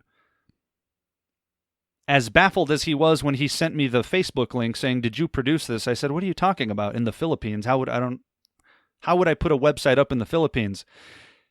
To which he flashed a wry smile saying, "It's just something to think about. I don't know if you could get it up." Like he had a secret he desperately wanted to share but wouldn't. Well, apparently there's a couple of girls in the Philippines that are contracted and do some work for Charles and Dave Lister, and may or may not be engaged in posting up of salacious and illicit materials on Moriel's behalf. Interesting. Whether or not that's the function of these girls in the Philippines, at least in part, we know for a fact Moriel are liars. At no time did Moriel post or commission any spoof websites to be posted by anyone or against anyone, and per 1 Corinthians 5:11 through 13. We are not to keep company with people. This is not an exhaustive list. Any brother, there's no qualification for unless their doctrine is good. In fact, it rather assumes their doctrine is good. Any brother, anyone that is called a brother, who believes right things, who can enunciate sound doctrine, if they have these behavioral aberrations, they are to be disfellowshipped from. if they be a fornicator, or covetous, or an idolater, or a railer, or a drunkard, or an extortioner, etc. With such an one not to eat, not even to eat, for what have I to do with judging them outside?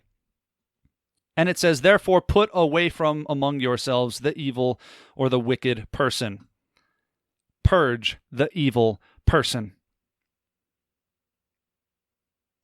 So primarily behind this activity, immediately behind it, was Charles Jardine. He was only doing what Master Jacob commanded. Jacob is the architect. And Jacob's supposed accountability are these two men, David Lister and Marco Quintana, who have again not only defended Jacob against these claims, they wrote that false statement, all of them together, and signed it sincerely, the Moriel board. This is the most insincere, most ridiculous, incriminating bit of false witness you probably could have written. You should have signed it insincerely and lyingly yours, the Moriel board. At no time? Look what else they wrote on their website at another time. Moriel only operates one website, and that is its own. Another lie by technicality. Because when Deborah Menelaus had accused them of creating the Bethel Communications.biz website, which she was completely correct about, they posted this article defending themselves and lying upon lying upon lying. What they mean here is that the Moriel board perhaps didn't officially vote on the spoof websites that Jacob directs. So therefore, technically, Moriel only operates one website, because those spoof websites aren't under the control of Moriel. They just commissioned Charles Jardine and perhaps some people in the Philippines to do these things for them so Moriel can keep their hands clean. Dave Lister sends a message to Amos and to Jacob on December 7th. Dear Amos and Jacob, are we buying more domain names for Jacob? We have several already. Are we building some more websites? David. Moriel's lies are only just beginning. Dave Lister talking about buying domain names so that they can go make some more websites. This is the business of this worldwide ministry called Moriel. This is demonic, not just wrong, not just scheming. Remember Jacob's own phrase. Remember, when you see things like this happening, there is a spirit on back of it. These are Jacob's own words. These are Jacob's own teachings. What is on back of this? Demonic activity. That's what's behind Moriel. Sincerely, the Moriel board. Sincerely, a hireling named Marco Quintana,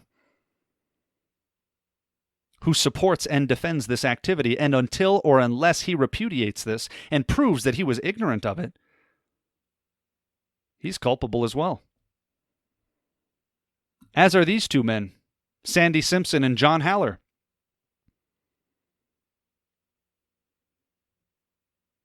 Who seem to be whistling Dixie, looking around in the air as if they don't know what's going on. There's a quote here from William Wilberforce. You may choose to look the other way, but you can never again say you did not know. Sandy, you think I'm drinking the Kool-Aid now, or is there something you'd like to say? While you're engaged in apologetics and the defense of the faith, would you like to defend these actions? Or would you like to publicly confront Jacob and publicly withdraw your support from him? How about you, John?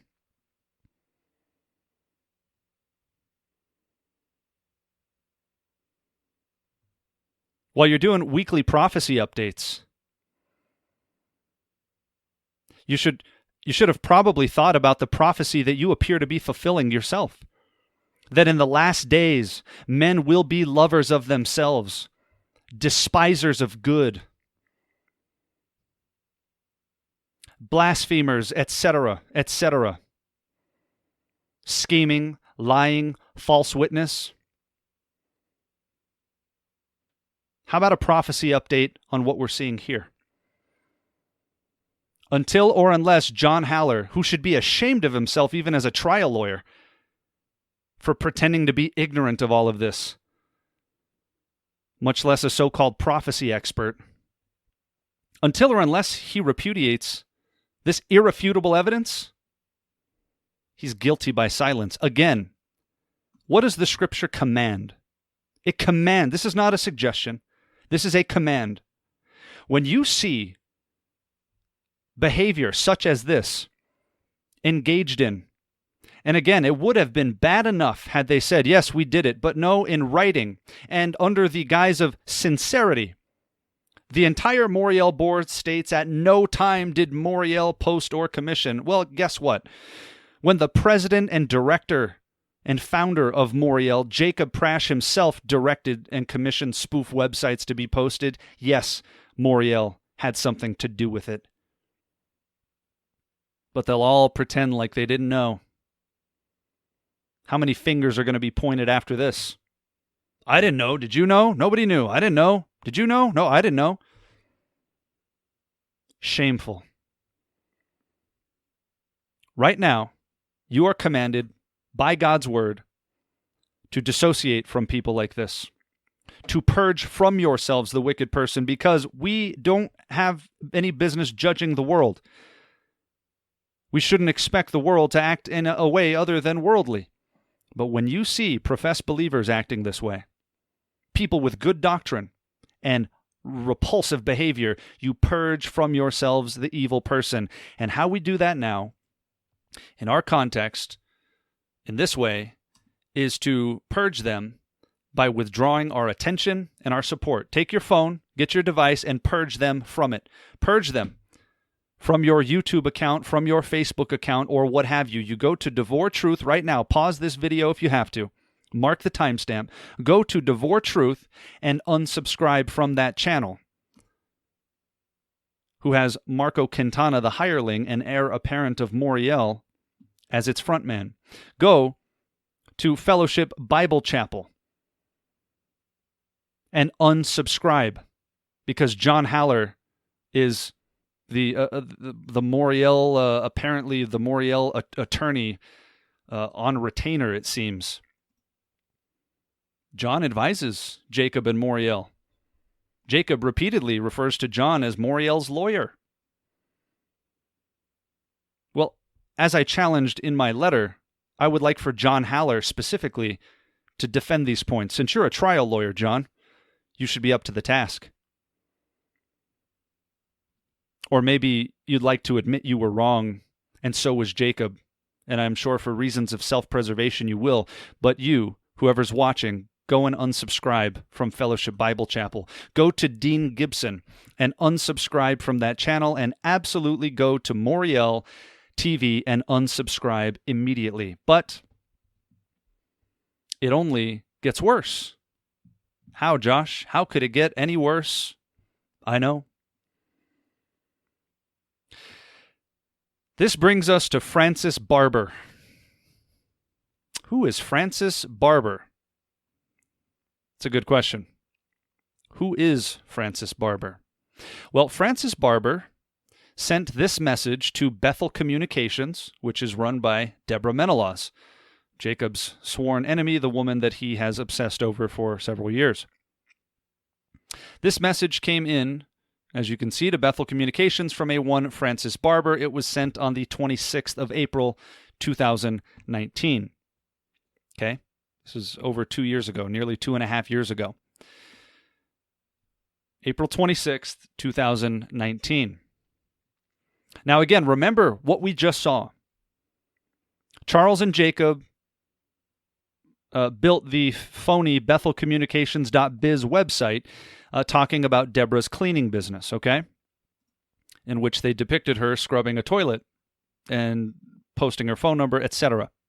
Just keep that in mind. We're going to read through this comment from Frances Barber, which begins with this. A cleaning company looks for dirt, but overlooks the dirt in its own front garden. When you persist in a war no one except you wants and never should have happened, things backfire on you and you hurt yourself instead of the perceived opposition. Christians become aware of the ethical and doctrinal quagmire you have ensnared yourself into. Then you play the victim when in fact you are merely the victim of your own Christ-dishonoring warmongering, drawing attention to yourself in an unconstructive and counterproductive manner which can only continue as long as you choose to continue the needless war. It's like being all packed up and ready to catch a flight on a transforming adventure, and at the very last moment someone pulls a Mama Cass and you choke to death on a ham sandwich. The storm of God's judgment gathers, but there's no more place on the ark. So your enterprise goes the way of the dinosaurs. Your reluctant opponents do not need to do anything but watch you hang yourself and do your Mama Cass impression. So you pretend to be the victim, blaming your opponents who really did nothing but watch as you have nothing to do after the flight takes off without you except to sing Blue Moon of Kentucky. Shine on the one who's gone and left me blue. The dead ugliness of a self-inflicted wound that never needed to happen, but will continue to happen unless you give up the raging water that achieves nothing of any godly purpose. End it. Just end it before it ends you. It is not necessary to perpetuate this a pointless suicidal war. Wow. Boy, there are some points here that seem to apply, ironically, quite directly to Jacob Prasch. This also sounds a bit like the musings of a psychopath.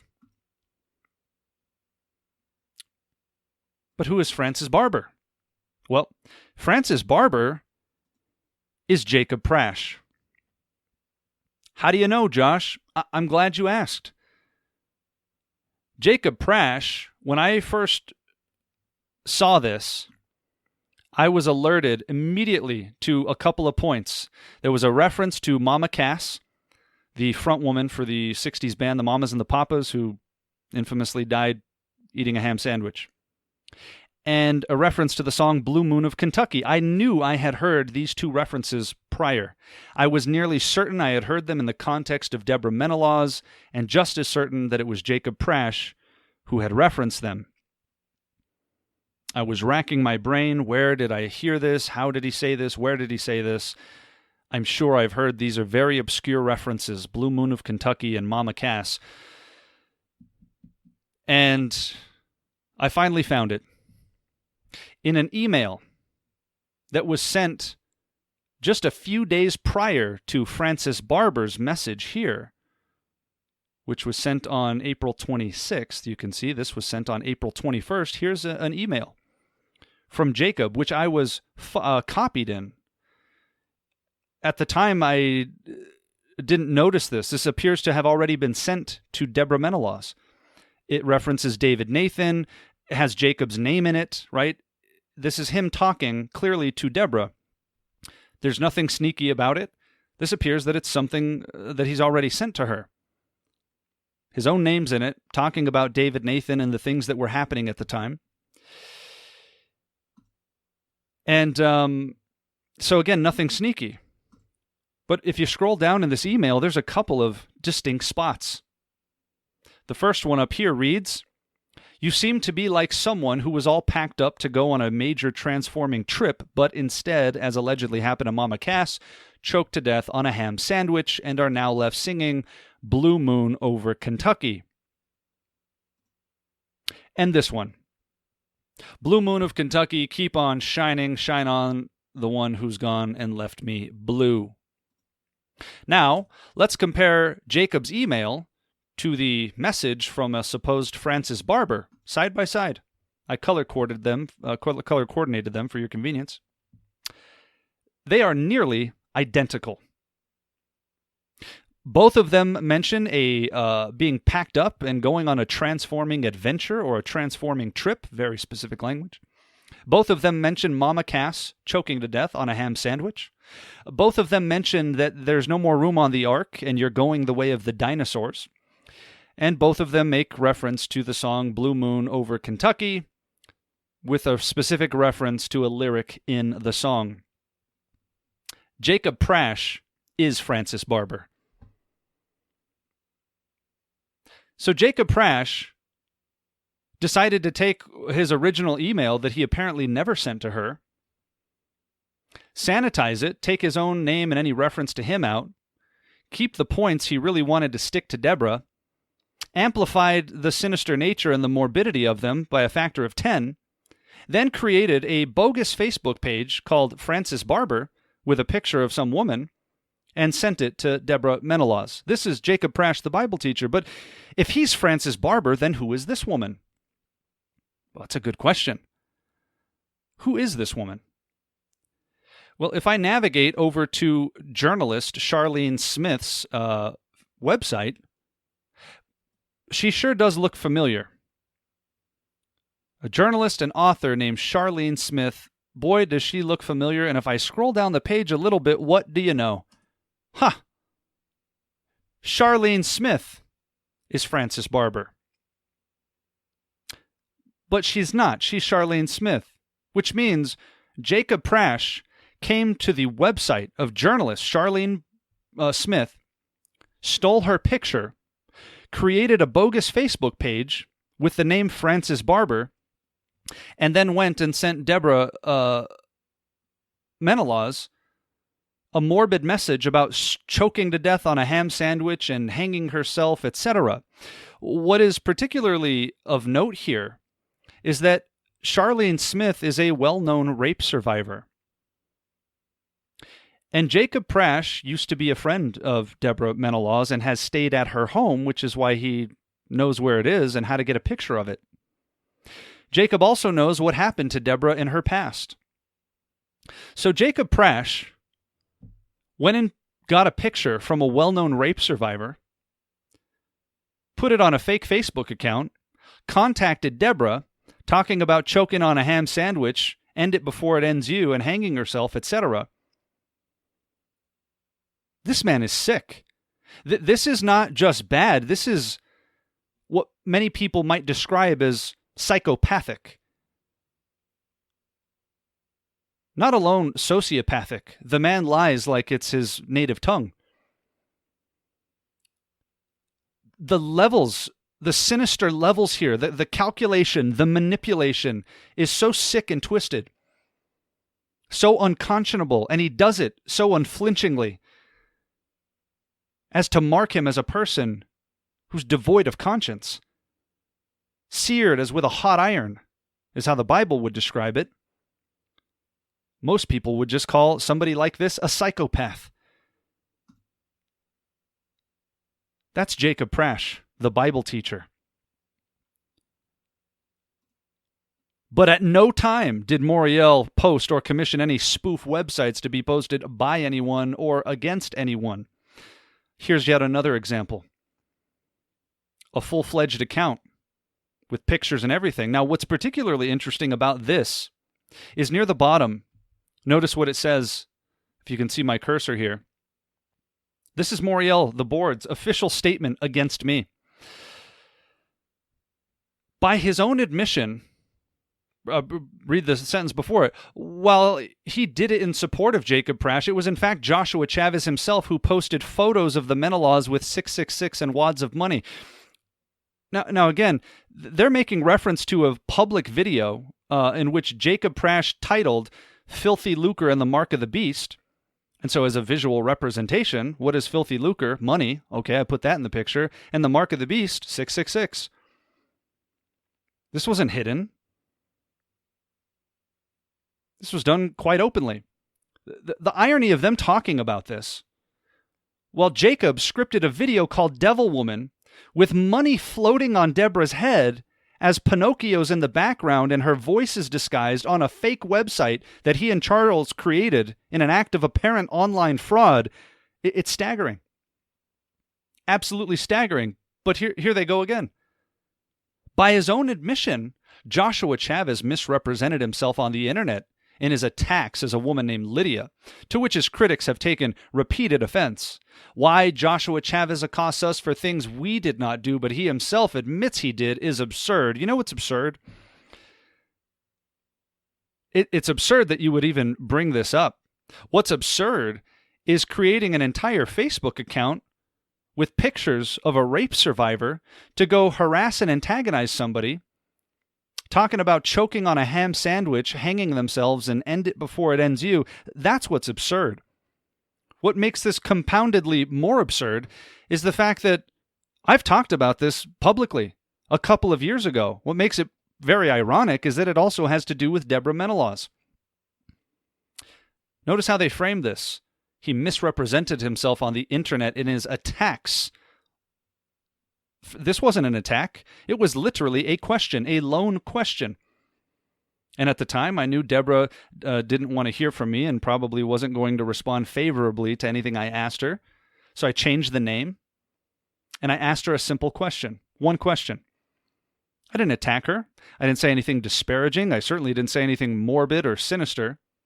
Moreover, not only have I talked about this publicly, I've talked to Deborah personally about it. Deborah has laughed about it, knowing that I didn't make an attack on her. She understands why I did it. And I've also addressed this wasn't a wise decision. It's not something I would do again. It's not something that I did with some sinister intention. I literally asked one question.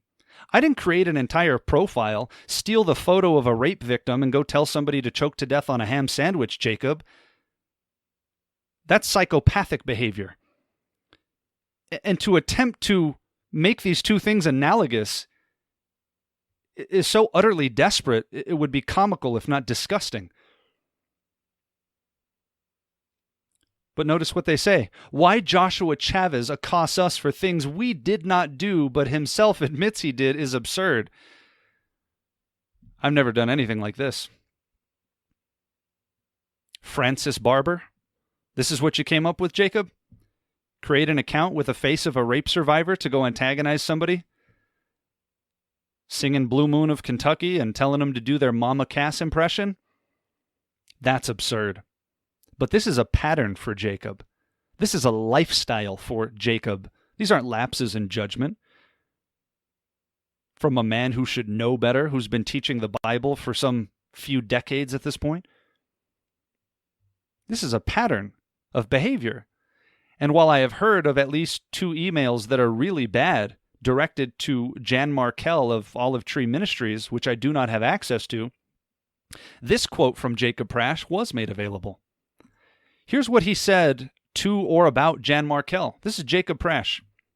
Markell, the lonely, sad keeper of the cats, with a lifelong dislike of men who do not pander to her due to a traumatic childhood of some description, which is why she never married, does not seem to know that Bill Randalls doesn't have a positive view of her either, end quote.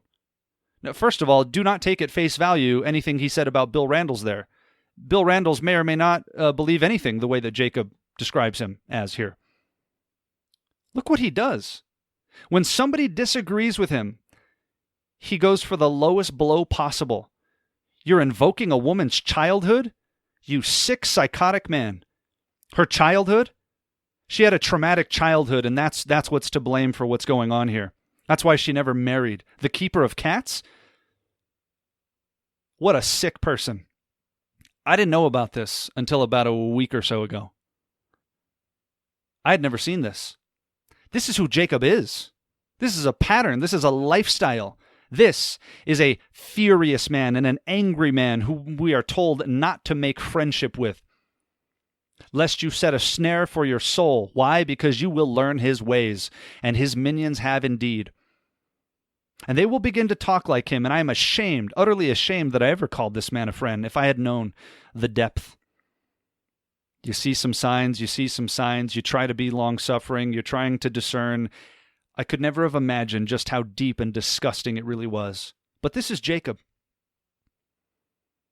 He targets people that he perceives to be weaker than him because he's a bully and a coward. But when someone of his stature challenges him, he either tucks tail and runs, or he plays a dirty game. A dirty game of lies. His own email describes his life: pride, lies, and videotape. Jacob can't fight fair, so to speak. He has to lie because he's a coward. This is who Jacob is. Picking on these ladies. But if the, quote, from Frances Barber didn't strike you as the musings of a psychopath, and the comments about Jan Markell didn't strike you as the musings of a psychopath, then certainly this next one will. Jacob has often criticized Martin Luther for his stance on Jewish people toward the end of his life. And yet in response to my letter, one individual responded sympathetically, withdrawing their support as well, recounting some other very disturbing information, but a brother from Texas shared what Jacob told him back in October of 2020 about Muslims. This is Jacob Prasch. Listen. My first preference would be for them to get saved. Jesus died for their sin as well as for mine. Notice how transient that portion of it was. And then he gets into what he really stews on. My second choice would be for these nefarious barbarians to emigrate home to Islamic countries, to the filthy sewage culture that is their natural habitat, if not, to be deported there with copies of the Quran forcibly inserted into their intestines. Human rights are only for human beings. Those choosing subhuman behavior should be dealt with in subhuman fashion. My third and least favorite option is that if my first and second choices are not possible, would be for them to be shot dead the first time they riot, or perpetrate the crimes of violence and treason that a jihadist interpretation of their absurd, satanically bastardized religion demands. Their corpses should then be ground into human mince and fed to hungry swine, which following the ingestion would be sacrificed at the threshold of a mosque facing Mecca. These are my honest beliefs, even as a Christian. That's Jacob Prasch, ladies and gentlemen. This is a lifestyle. This is a fundamental character issue. This is an angry and a furious man whom we are told will set a snare for our souls. Ground into human mince and fed to hungry swine. Look how much attention he gives to the sickest, most sinister aspect of his thoughts. But fleeting was, well, I hope they get saved. But if not, all of this. And John Calvin was bad? Martin Luther was bad? Jacob Prasch is disgusting. After reading this, and having many other concerns pertaining to Jacob's behavior, pertaining to their responses to my letter, etc., the de facto Moriel representative in Hong Kong also offered his formal resignation, stating, the present time I wish to withdraw from public support of the ministry. He wrote a 16-page letter to the Moriel board detailing his independent concerns, his concerns about my letter, and also made reference to this particular quote as somebody who evangelizes the Muslim community even in China. He was disgusted by this, and rightly so. But the people in Moriel, they support this. They support this. And until or unless they speak up and publicly renounce these things, you know for a fact that they support this. Continuing. Not only does Jacob target people he perceives to be weaker than him, but Jacob amasses weak people around him. Strong people don't make it far or get too close to Jacob, etc.,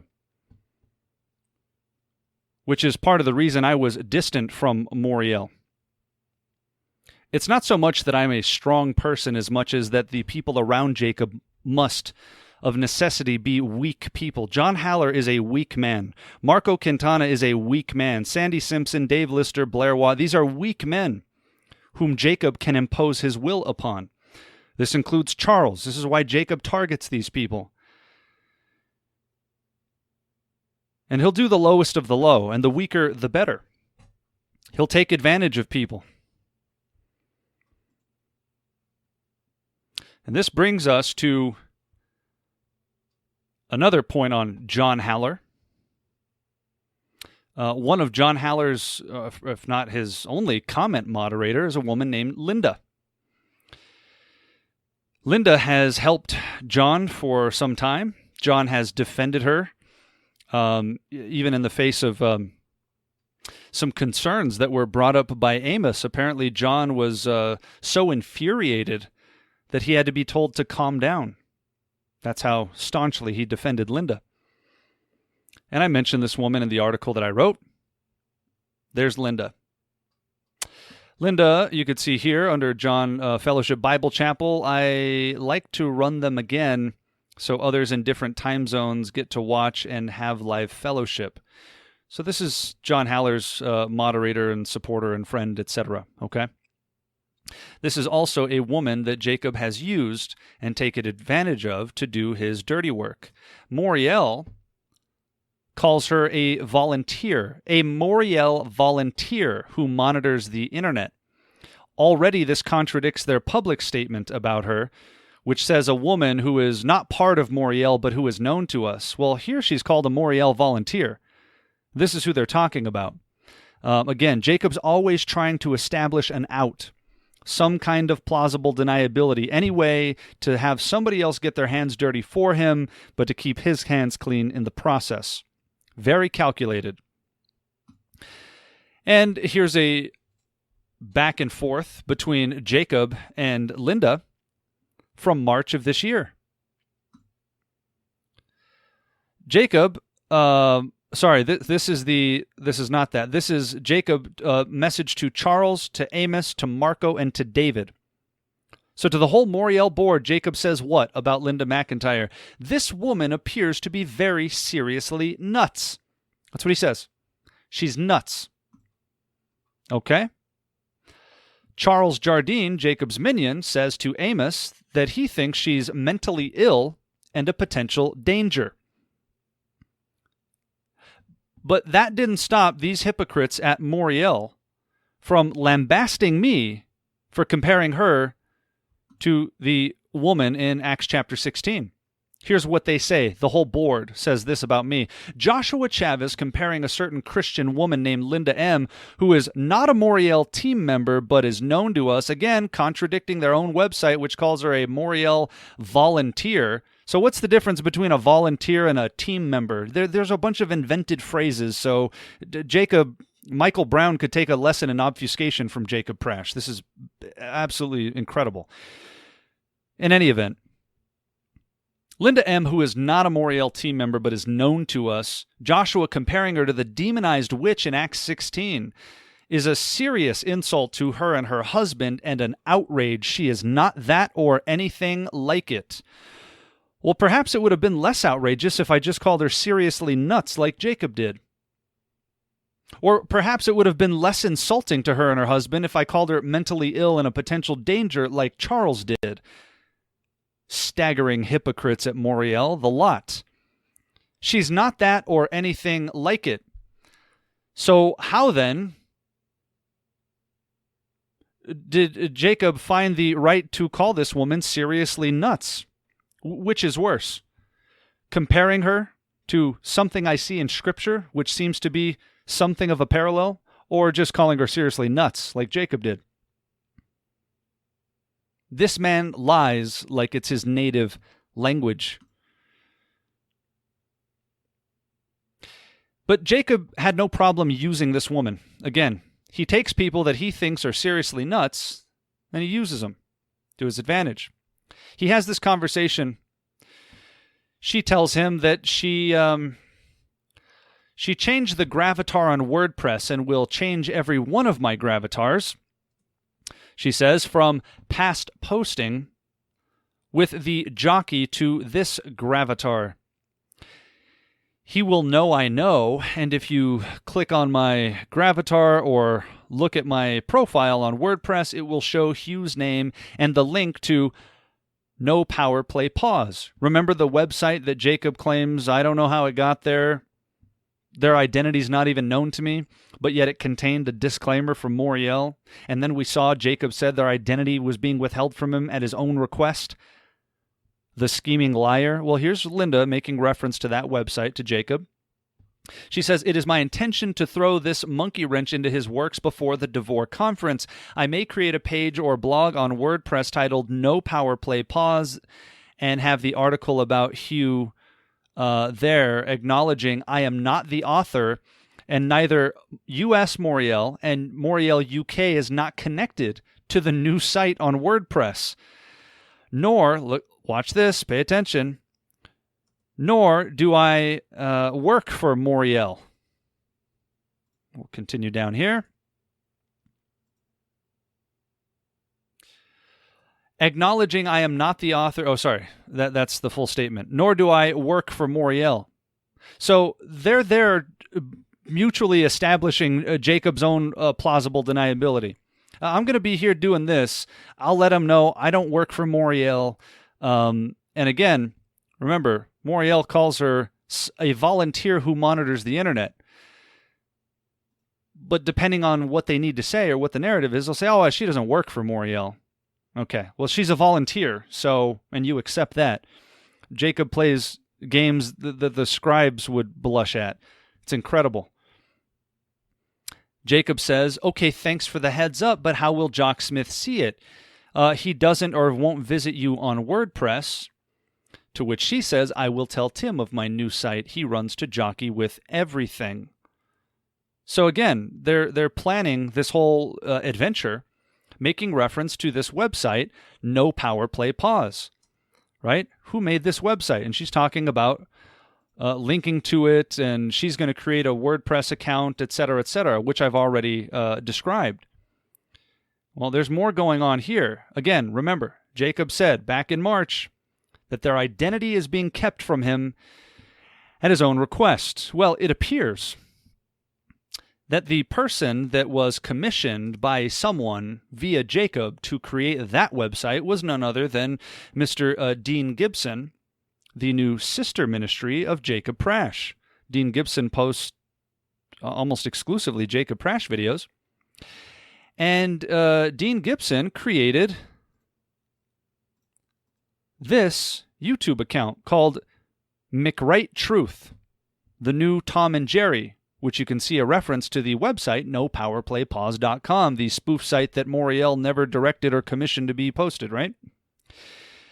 The stylings are identical to Dean Gibson.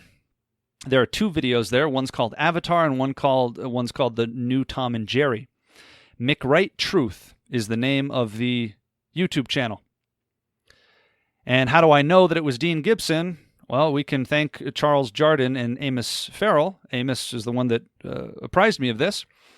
The original email from Charles down here says, I've just uploaded the TBC video by Dean on Dropbox and Global Share TBC. It's a dead giveaway that Dean did this with the style and music. So even Charles is concerned it's going to be too obvious Dean did this, because if anybody watches the videos, the exact same editing style is used for these. To which Amos responded, written by Jacob Prasch, music by the LSO, and production by Dean Gibson. There you go. Written by Jacob Prasch. Yet another spoof endeavor that Moriel had nothing to do with or didn't commission. Liars. So this video, now it makes sense. The reference to this website here, No Power Play Pause, and Amos seems to indicate that it was Dean Gibson who created the website for Jacob, which Jacob probably knows, but says, hey, don't tell me you did it. He plays games with himself. It's incredible. He'll gaslight himself to believe anything. He could probably pass a lie detector test. Again, this is sociopathic behavior. But here's the person saying, this sent me on my search, and Moriel makes no comment. So somebody that had access to Jacob and knows how to build sites and video, YouTube videos and so forth, did this and put a quote from Moriel, their own disclaimer. Yeah, it was Dean Gibson, which is why you should go to Dean Gibson's channel right now and hit the unsubscribe button. He has aided and abetted Jacob in all of this activity. And yet Moriel says these are conjectured charges which have none having any real proof.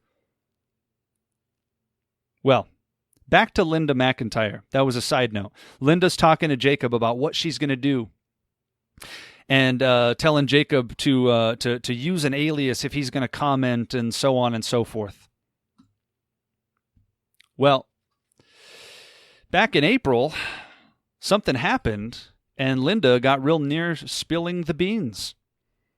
And she sent this to a whole host of Moriel insiders, including Marco Quintana, Blair Waugh, David Lister, Sandy Simpson, John Haller, Charles Jardine, right?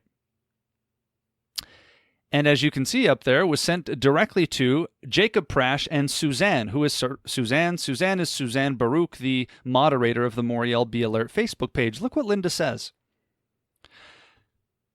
It would probably be a good time for you to tell the rest of the group here who think ill of me that you have asked me to do things for Moriel covertly and confidentially in the past. Since I am not legally part of Moriel, the blame could not come back on Moriel. Some things I said no to, some things I tried to do for you, and in the midst of this fracas, you again asked me to do something again yesterday, Sunday, after this blew up. What is she talking about? 2 of the people here in this group are aware of what you asked me to do before in regards to the confidential dossier on Hugh Smith. This involved over 80 emails between you and I this past month. Tell them, Jacob. So all the people that are feigning ignorance about this, including the whole board of Moriel and Sandy Simpson and John Haller, they got this letter back in April. Just a couple of weeks after my first rebuke letter, Linda tells this whole group that Jacob's been asking her to do things that she shouldn't do. Did any of them ask a follow-up question like, hey, Jacob, what's she talking about? What did he ask you to do? What's going on here? It doesn't appear so. You know what they did? They attacked me instead.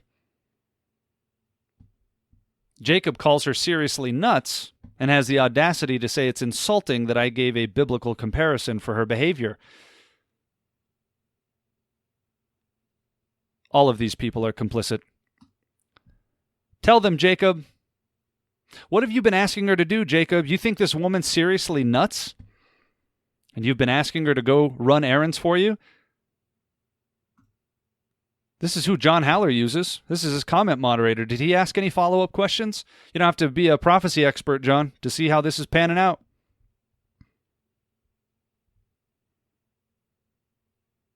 You're going to see a whole lot of self-preservation on its way.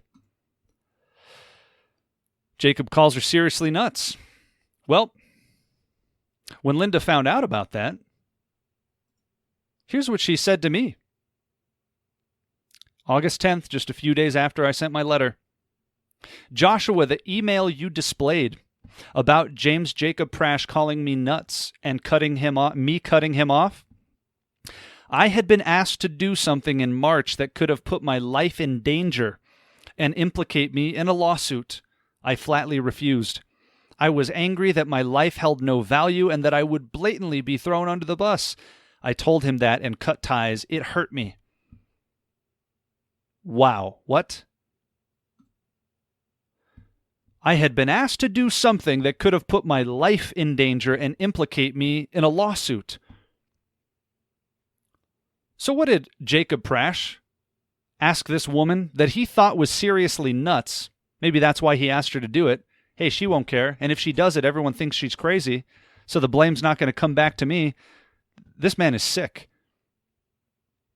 He asked her to do something that, according to her, would have put her life in danger, would have implicated her in a lawsuit. And as we've already seen, the habitual behavior and MO of Jacob is rife with lawsuit material and potential criminal activity. That's Jacob Prasch. What'd you ask her to do, Jacob? He sent her on errands. Notice she says that he asked her to do stuff. She says to the group, you should tell him all the stuff that you've asked me to do on your behalf. But Jacob, the gaslighting hypocrite, had the audacity. After I posted my letter, I shared a post from a YouTube channel called Truth Clips, whose administrator, as a personal friend, or at least was, of Dave Lister, has supported Moriel longer than I've been a believer, and they made this comment. It is with great sadness that Truth Clips can no longer recommend or endorse Moriel Ministries, etc., etc. Jacob Prasch couldn't help himself. He came to the comments and immediately said, Joshua Chavez is the ventriloquist of Truth Clips and one or two such other people. The levels of projection here. I've never seen anything like this. Never. Not outside of left-wing politics. Jacob Prasch could put the Clintons to shame. He plays the proverbial Bill Clinton game. It depends on what is. That's Jacob Prasch. Taking a page right out of the Clinton handbook. I'm the ventriloquist of a man who has known, who has been to Israel with you guys. I'm nobody's ventriloquist. But Jacob Prasch is. He uses people who are seriously nuts to go do his bidding. The staggering liar Jacob Prasch strikes again. But it keeps getting worse, folks. How could it possibly get any worse than this? Notice what he says. In response to my March 31st email, my first rebuke to Moriel, Jacob says this: any suggestion that I know who made the implied threat to Menelaus is totally unfounded. We'll get to that threat in a second. I have suspected Linda McIntyre, but I have no proof. Whoever it was not commissioned by me or Moriel to do as they did. Menelaus falsely accused me of doing it, so I reacted by saying that we don't know if she has AIDS. That was it. Yeah, we'll get there. For now, Jacob says about this implied threat, I have suspected Linda McIntyre, but I have no proof. Now remember, Moriel, the whole board's official statement was that my comparison of her to the woman in Acts 16 was unfair and an outrage. She is not that or anything like it. But Jacob says he suspects her of writing a threat. What threat did Jacob suspect her of writing? Let's read it together, shall we? Sent December 11th at 2020. Hello, Deborah, you fat, smelly, mutant, tuna fish, stinking, AIDS-ridden, unwanted piece of garbage. Just had a look through your vile websites. Not impressed, I must say. This is because you don't even have the strength to put your name on your vile juvenile post that wouldn't merit the attention of a chimpanzee. Anyways, pleasure as always. I guess you're still living in that pish-stained dump of a place through in Scotland's unwanted zone. East Coast, namely Fife. I may actually come through in one night and pay you a visit. Quote unquote. Ah, yes. Anyway, needless to say, I will now be moderating your posts. Remember this, you may hide behind a fake alias. Alas, so am I. Nevertheless, I can get at you any time. Speak soon, you fat waste of space. Tell that plank-face hubby I was thinking of him. And the kids, oh wait, you don't have any. Ciao, Michael. Jacob suspects Linda wrote that. And yet, also says it was an outrage for me to compare her to the woman in Acts 16 because she's not even close to that. So what would you describe somebody who wrote something like this then, Jacob? By his own admission, he thinks she's seriously nuts. Then he says he suspects she's the one that wrote this. This veiled death threat of sorts directed at Deborah Menelaus. Jacob suspects Linda of doing it, he says. And that's the person he uses to do his dirty work, even if it means, according to her, endangering her life or implicating her in a lawsuit. This is truly psychopathic behavior. This is not just a little bad. This is not just ministry disqualifying. This is disfellowshipping behavior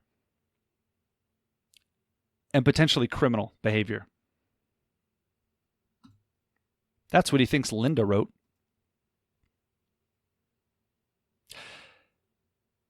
Now, of course, Moriel responds to this death threat.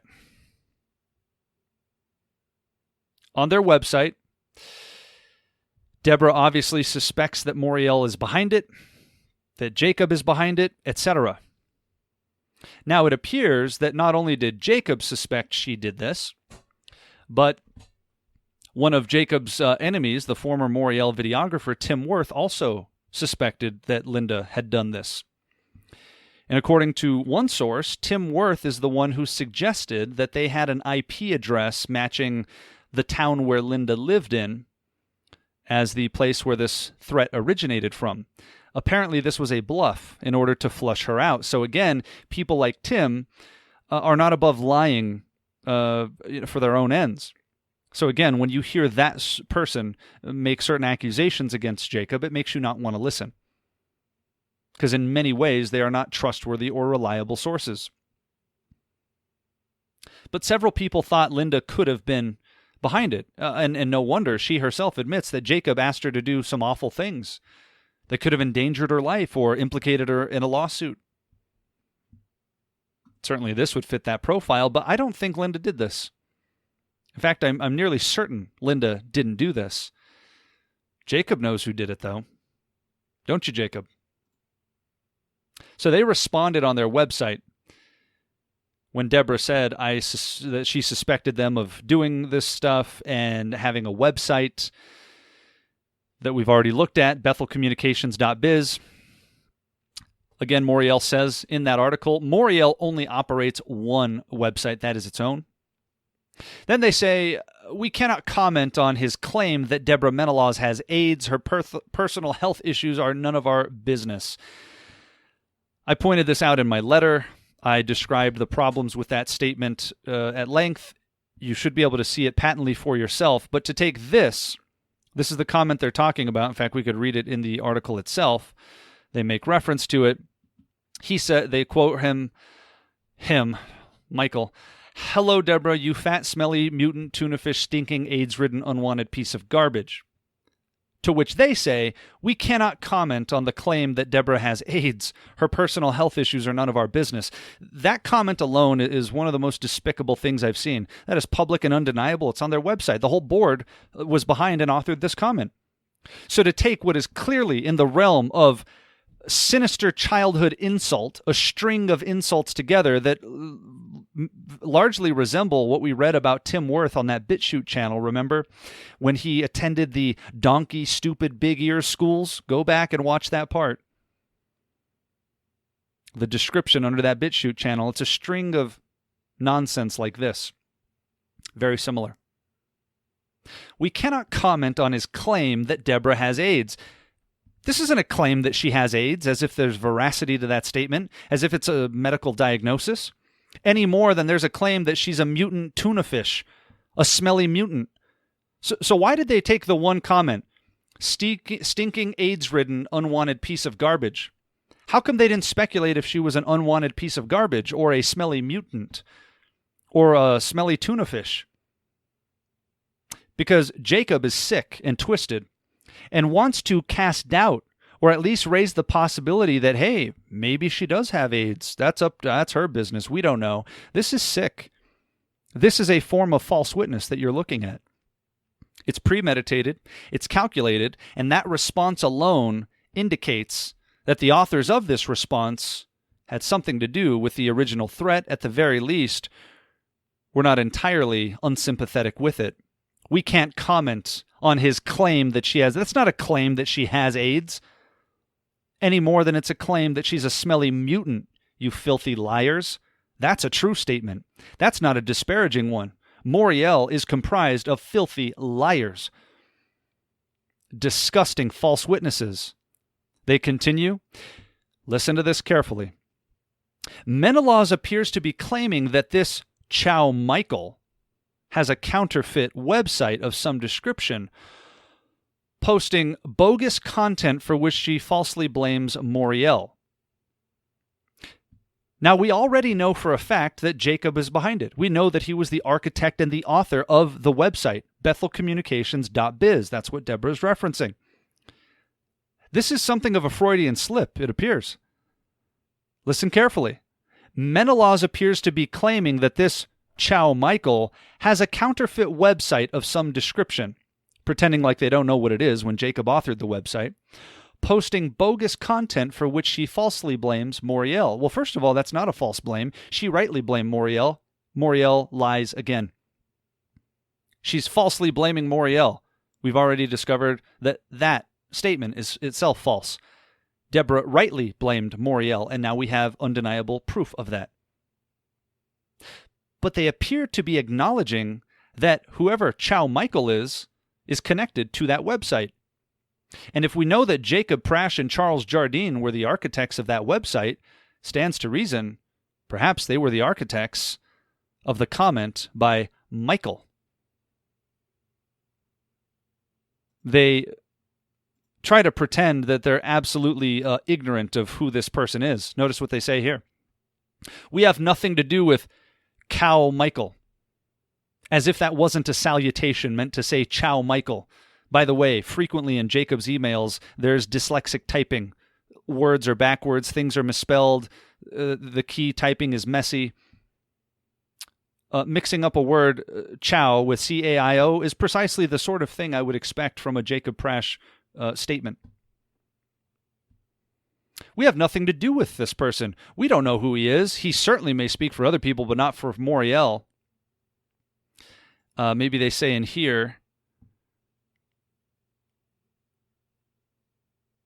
we don't know who he is. They say somewhere that in that article, you can read it, we don't even appear to have such a person on our mailing list. We don't know the name Chow Michael, as if this is supposed to be a first and last name. They're trying too hard to play stupid here, which reeks of guilt. But notice what they say. Neither do any imagined death threats come from anyone connected to Moriel. Such assertions are nothing short of deranged. No Christian ministry could ever engage in such things. Well, I agree with that last sentence. That may well be Moriel's undoing and a prophecy about themselves. Neither do any imagined death threats come from anyone connected to Moriel. Such assertions are nothing short of deranged. And yet Jacob says that he suspects Linda McIntyre of doing it. And according to their own website, Linda is a Moriel volunteer. So, but wait, what do they say? They say anyone connected to Moriel. It's nothing short of deranged to assert that anyone connected to Moriel had anything to do with that threat. Except Jacob himself says he suspects Linda McIntyre. Not just a person known to them, somebody who Jacob has used to send on missions that, according to her, could have endangered her life or implicated her in a lawsuit. And according to their own website, she's a Moriel volunteer, certainly connected to Moriel. She's John Haller's comment moderator. Moriel lies again. No Christian ministry could ever engage in such things. Yes, that is correct. But Moriel has already engaged in such things. Pay attention here. Pay attention. Jacob said in October of 2020, he says, I have even toyed with the notion that there is no TBC Kauai, but that TBC Kauai is an invented front for the Menelaus. When she was hospitalized, he went silent for a while. Our cybersecurity analyst, Tim Clark, linked TBC Kauai to her. She may animate him if he even exists. So Jacob himself has floated the notion that there is no TBC Kauai and that it's really Deborah. That threat that we read, that death threat, that veiled death threat, was left on his blog site, not Deborah's. Okay? Now pay attention. The website was being built on or about December 5th. And we saw that they were still adding new content to the website through December 18th or something, or December 15th perhaps. Anyway, the first couple of weeks of December. Here we go, December 5th, we see Jacob Prasch sending his Pride, Lies, and Videotape scripting for the website, right? Same timeline, okay? December 7th, Amos tells Jacob it's working now. Remember when Jacob forwarded this to me and asked if I produced it when he forgot to change the subject line? Okay. And then we see this death threat written on December 11th, right in the middle of all of this stuff that's happening, all of this back and forth, the building of spoof websites and Bethel Communications, fake Facebook pages. When Jacob and Charles are doing all of this crazy clandestine activity, right in the middle of it, this comment emerges on a blog site that is not Deborah's, this individual whom Jacob suspects might be Deborah. And it is directed to Deborah. This isn't Deborah's website, but it's a person who thinks it's Deborah. which matches Jacob Prasch's own surmisings. He thinks it's Jacob. Jacob thinks it's Deborah. Moreover, there's a quote. We'll get into that in a second. I want you to notice this email. December 18th, from Charles to Jacob and Amos. Look at the subject line. More from the smelly tuna fish. At the very least, we could say that Charles and Jacob are sympathetic to this line, to this description, to this characterization of Deborah, but it rather appears that this is their own personal characterization of her, and that they, in fact, were the ones who put this string of words together that read that Deborah was a how did they put it, fat, smelly, mutant tuna fish, stinking, AIDS-ridden, unwanted piece of garbage. Just a week later, Charles sends this message to Jacob, more from the smelly tuna fish. That's Jacob Prasch, the Bible teacher. John Haller hasn't objected to this. Oh, he'll claim ignorant now, won't he? I bet he will. But there's another point. In this comment, notice it says it makes a reference to her house. It makes a reference to exactly where it is, East Coast Fife. Remember on the website? Remember how on the fake Bethel Communications website, there was a picture? I don't think I have it blurred out on this, so I'm not going to show it. There's a picture of Deborah's house.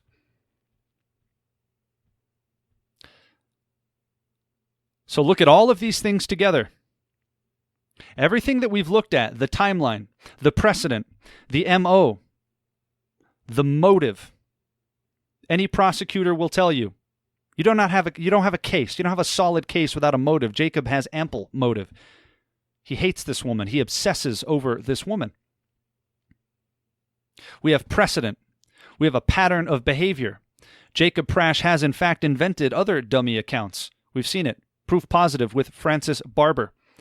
We've seen it with the Bethel Communications and the fake bogus Bethel Facebook page and the bitchute accounts, etc., etc. We know that Charles helps Jacob do these things. We know that they were doing these things in full swing in the first couple of weeks of December, when they were concerned about potentially engaging in online fraud and were really ramped up against Deborah. And right smack dab in the middle of all of this, some comment emerges on a blog site that Jacob suspects belongs to Deborah, but everybody knows doesn't.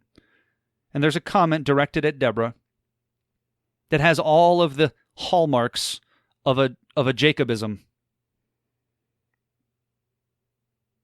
What are the odds that Jacob Prasch and Charles Jardine didn't do this?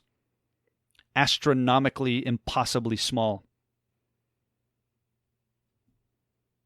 The circumstantial evidence is overwhelming.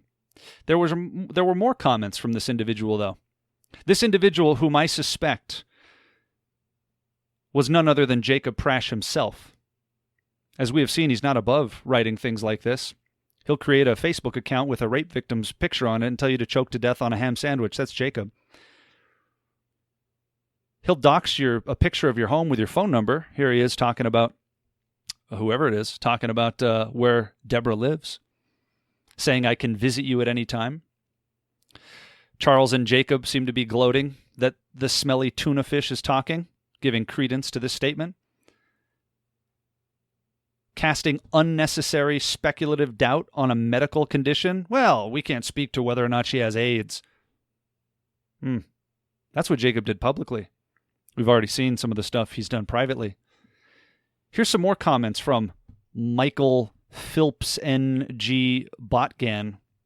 That's the screen name. Here's some more comments from Michael. You fat, dirty, blank dairy farmer. Why don't you go suck off a cow's blank and then speak? Less blank would come out than it currently does. This post smells like blank. It's all the unwashed cretins. Get a sponge, wipe your blank, then stick it in your mouth.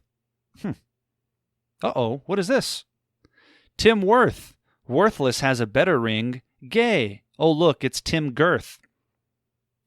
Well, we know that Tim Worthless is Jacob's personal nickname for him. Boy.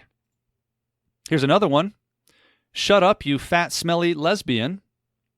capping it off with Deborah is Satan exposed, evidence here at penisland.com. Apparently a porn site. We already saw the near pornographic film that was directed by Charles and Jacob to mock Deborah, trying to imply that there was some prostitute-like woman cleaning a toilet. This is sick. This is demented.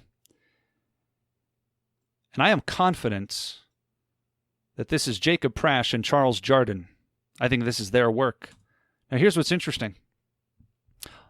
I'll let tech experts who know more than I do evaluate this further. It's quite an expensive thing to do, which we'll get into. But the person, whoever this was, Michael Phillips N. Botgan, this is the information. Whoever left that veiled death threat, this is their IP address and where they're from, etc., etc. We could see the regions in Glasgow City. Okay? There's a lot of information here, and this is a very complex process that I am by no means qualified to explain in any detail. What I can tell you is this, that with IP addresses, generally speaking, depending on the type, you see 4 sections of numbers here. They're called octets. Generally speaking, the first couple indicate the network that the signal came from, and the second pair of octets indicate the host, or the device, perhaps, that the signal was sent from. We have IP addresses from Charles Jardine matching 11 out of those 12 digits. 11 out of those 12 digits in exact numerical order, literally except for the very last number. It rather appears that whoever sent this threat sent it from the same network that Charles Jardine has sent emails on, and perhaps even sent it from the same device that Charles Jardine sent it from. Perhaps. That's still under investigation. But 3 sets of those octets are identical, and the last number is off by 1 digit. And we have several email address, IP addresses from Charles that match this. He appears to have many of them.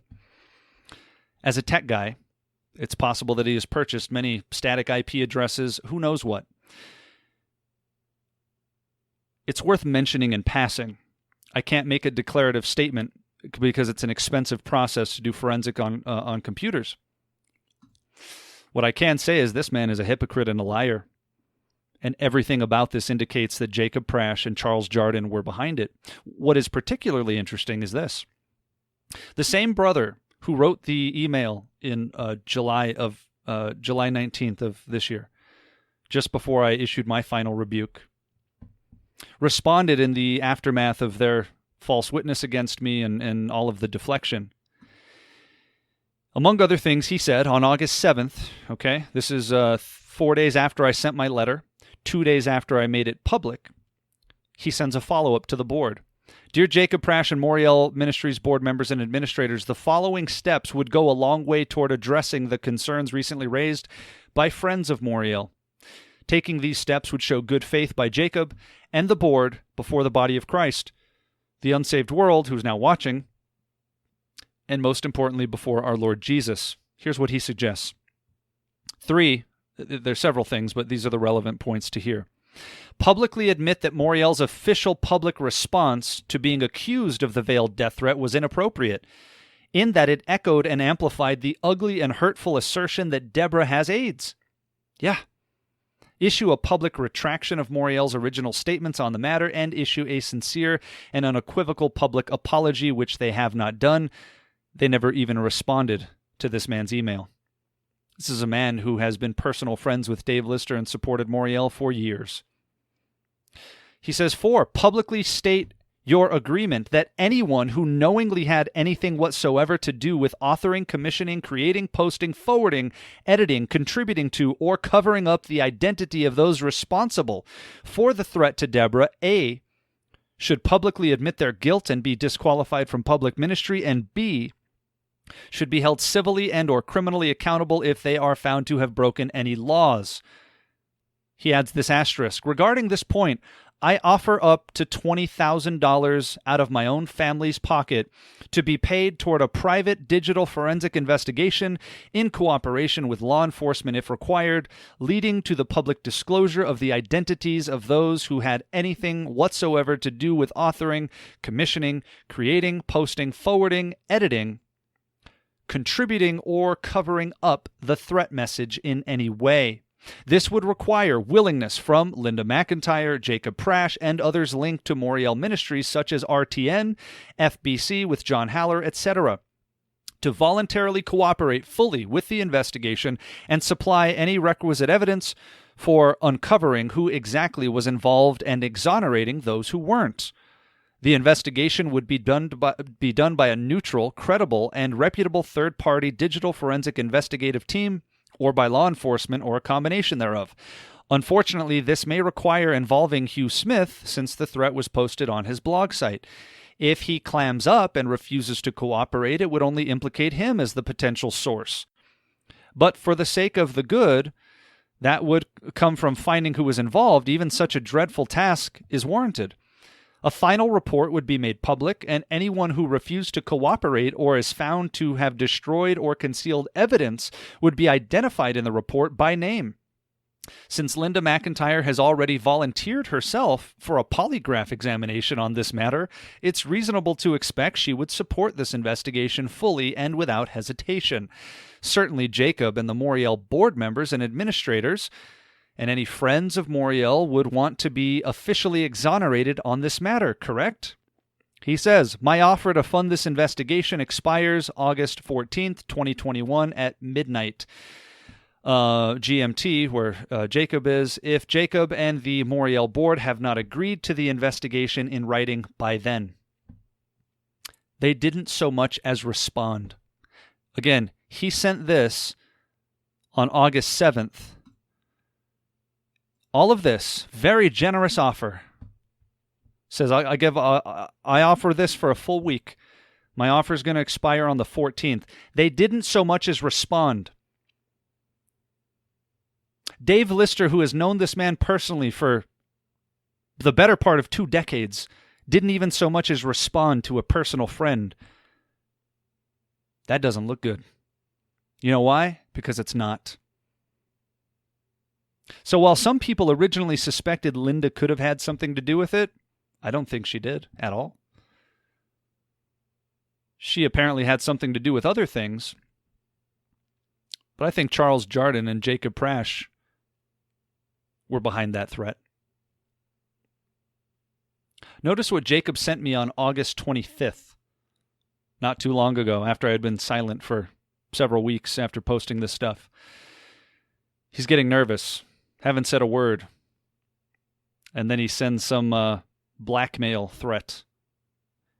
August 25th, Jacob says, you made your attack against my ideal preferences. I was forced to respond. J.D. Hall has got a hold of it, and any good we did together by God's grace is gone. The big winner can now only be the devil. Drop this, Joshua. I don't want to be forced to use the ammunition I have against you. I don't hate you. I just hate betrayal. You have another view.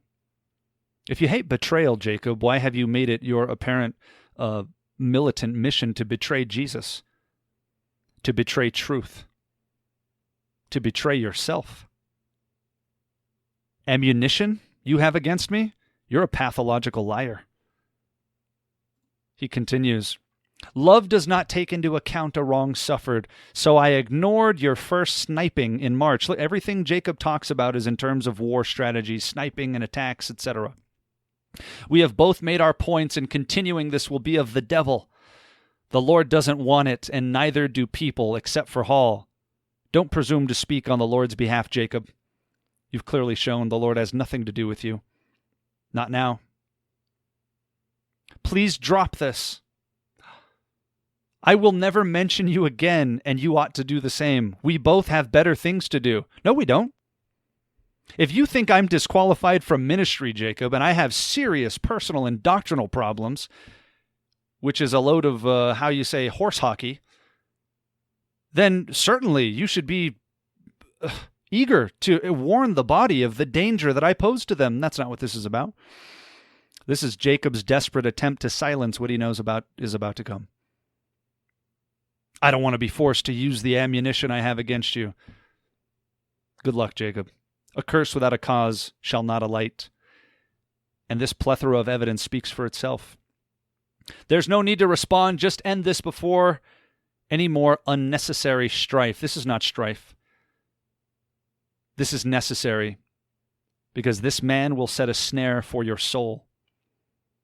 And I believe wholeheartedly this man was behind that threat. And guess who else believes a lot of what I believe?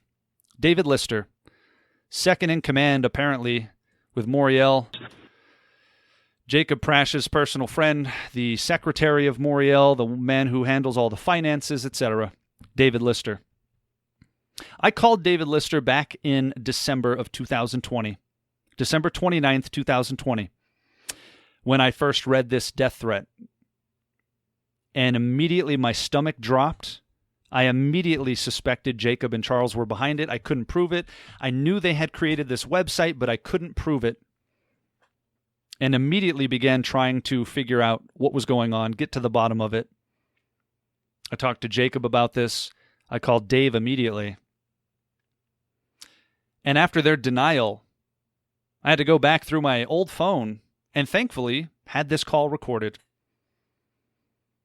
Both New Mexico and Tennessee are one-party states, meaning that I and anyone else has absolute right to record all of their conversations and to share them at will. This was a over 30-minute conversation, and I pulled it down to approximately 7 minutes, where you are going to hear Dave Lister not only never disagree with me about anything, never even insinuate that I have serious personal or doctrinal issues, but you're going to hear a man concerned and a man who agrees with every single point I have raised in this conversation. This was not hasty. This was about 9 months ago. December 29th, 2020, I immediately started looking into this, trying to get to the bottom of it. They're making this out to be like I just had some lapse in judgment and I've become irrational suddenly. Well, if that's the case, Dave Lister himself has some explaining to do. Let's listen. I don't know if you saw the website that she's referencing. It was like a clone of their Bethel website. Nah, here's what Charles and Amos are the ones that were doing the research and everything on this. We, as a board meeting, we were just brought in what we wanted to do, and we just said that Charles is going to gather up the information and put it together in a letter and send it to these websites that these people are writing in order to get all these websites pulled down. Because the guys are like wacky, is just obsessed. You know what I mean? Oh, no. I'm talking about and all that stuff. Right. And Deb included too. So what I'm talking about is what she's talking about, right? She's talking about a website that was cloned their website or whatever. Did you see that one? No, I haven't seen any of this stuff. I've been too busy moving, man. Okay, so Charles and, like I said, Charles and Amos are the ones that are handling all. No, look at David knows Charles and Amos are the ones handling this. In other words, Moriel did commission Charles and Amos to do stuff. Dave knows more than he's even letting on here. He's just surprised that I know. Yes. They put her cell phone number up there and a picture of her home and some other stuff. And then, of course, I read the threat message that she received, and it's disturbing. I don't care who you are. Whether I like Deborah or not is irrelevant. I know we didn't do it. It's a disturbing thing. Well, See, he gets concerned right away. I know we didn't do it. We didn't do that threat. Here's the thing. That website, Dave, I'd be willing to bet both my feet Charles created that website and Amos helped him and Jacob directed it. And I know this because Jacob asked me to make that same website several times. Well, and if that comes back, that's going to be you guys aren't doing this, but anyway. So immediately, Dave Lister agrees with me. He said, I asked him and said, I hope you guys aren't doing this. So second in command of Moriel as of December 29th, 2020, suspected exactly what I suspected. And yet him and the rest of the Moriel board wrote that the charges I leveled against them were conjectured and without any real proof. So much for conjecturing. Even Dave Lister was immediately concerned. What is more concerning for me is that the stuff that was written on that website is not inconsistent with that threat message. And as much as I don't want to believe that Jacob, Amos, or Charles had anything to do with it, for the life of me, Dave, I can't think of anybody else who'd have a motive to write that. The only person that really is upset with her is Jacob. He knows her personally, and that message referenced her home in Fife, Scotland. Nobody else would know that. I heard that, yeah. I am confident, beyond a shadow of a doubt, that website was built by Charles. And at Jacob's direction... That was my belief. Yep. I thought it could have been, because that sounds like something you could do, and I thought that before the dev comments and everything, and so... I'm just concerned about it. I can't speak. He's concerned about it too. That was his thought. Even before he read the Deb comment, he suspected that's something Charles could do. Immediately, Dave Lister suspects Charles is behind a website. And he knows for a fact that the whole Moriel board, has told Charles and Amos to do some research on this front. Wow. Dave Lister. Jacob's liar in arms. For the comment, but I can say that for the website, if you ask Charles face-to-face, did you make this website, and he tells you no, he's lying. I can only hope and pray to God that they weren't extra stupid and wrote that threat to her, because if they did, and a UK cybercrimes division's looking into it, I don't know how that's going to be explained. There's just no explanation. That's crazy. And I brought this up at the meeting that, that the cybercrime does look into if they have the way to find things out. Yes. That other people don't. Why would Dave Lister bring this up at a meeting if he didn't think that any of them could possibly be involved in that? Remember, the Moriel board public statement said any insinuation that anyone connected to Moriel had anything to do with this comment is nothing short of deranged. And yet Dave Lister was concerned enough to bring up the point that the UK cybercrimes people have ways of finding this out. Who's deranged here? I don't know what's Moriel going to say. There's not a response to that. Like, how do you respond to Jacob, Amos, and Charles, or one of the three made this comment? Who's taking that fall? It's going to blacken the eye of Moriel, no matter who it is, if they can trace that back. And number two, that's secondary. Reputation of Moriel. Everybody would make, all his enemies would make hay of this. It would be really bad. Yeah, and the more than that, though, gosh, if nobody's watching, God's watching. If nobody sees it, the Lord does it. What does Paul say? The weapons of our warfare are not carnal. They're mighty in pulling down spiritual strongholds, and this stuff is to stoop to their level, if not lower, and then bring a heap of problems on your own self. Like this, I really hope and pray that comment wasn't drafted by Amos or Charles and sent to her. But Dave, my instincts are telling me that's exactly where it came from, because I know, especially since you were asked to do it too. Yes, yeah, that website, I know where it came from. I've got no problem. These are some of my own fears. So anyway. He's getting uncomfortable at this point. All right, no problem. These are some of my own fears, but anyway, some of his own fears.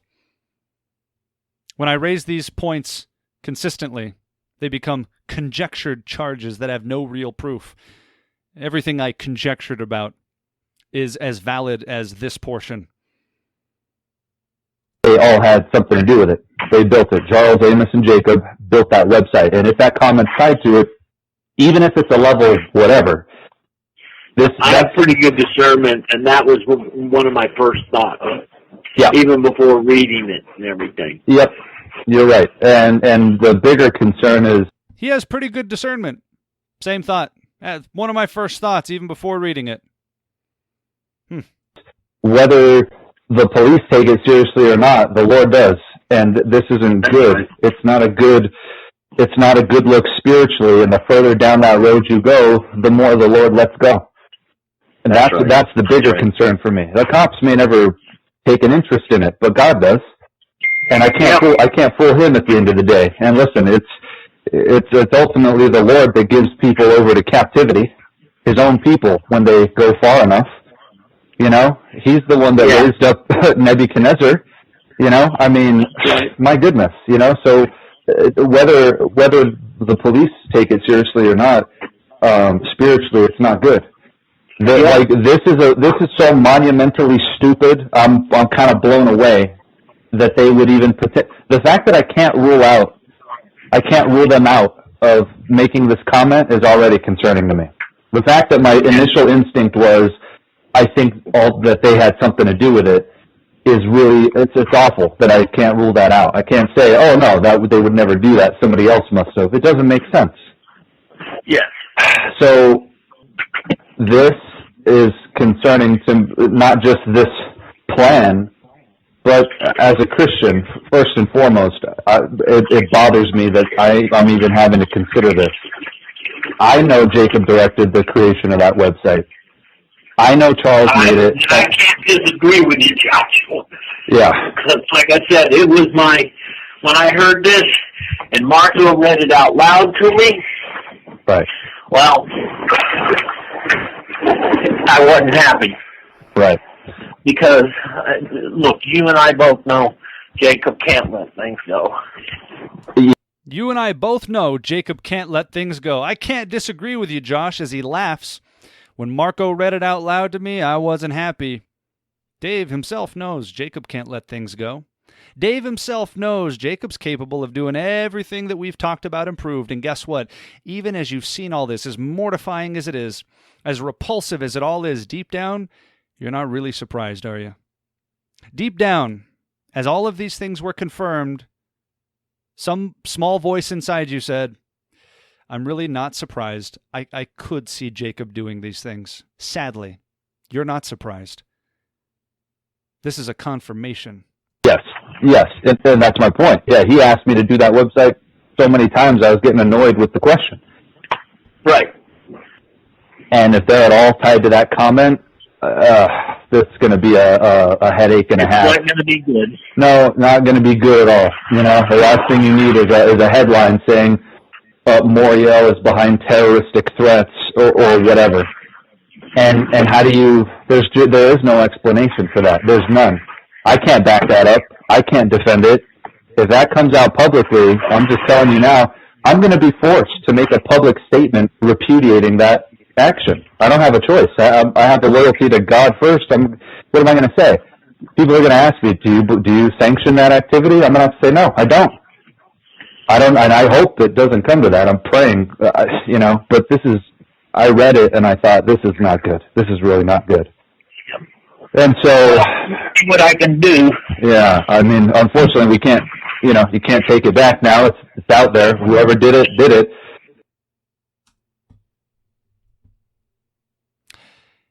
And yet, Dave Lister, as part of the Moriel board, sincerely states that my charges were conjectured, none having any real proof against Moriel. Well, if I didn't have any real proof, Dave, would you like to talk about the good discernment that led you to thinking exactly what I thought back in December?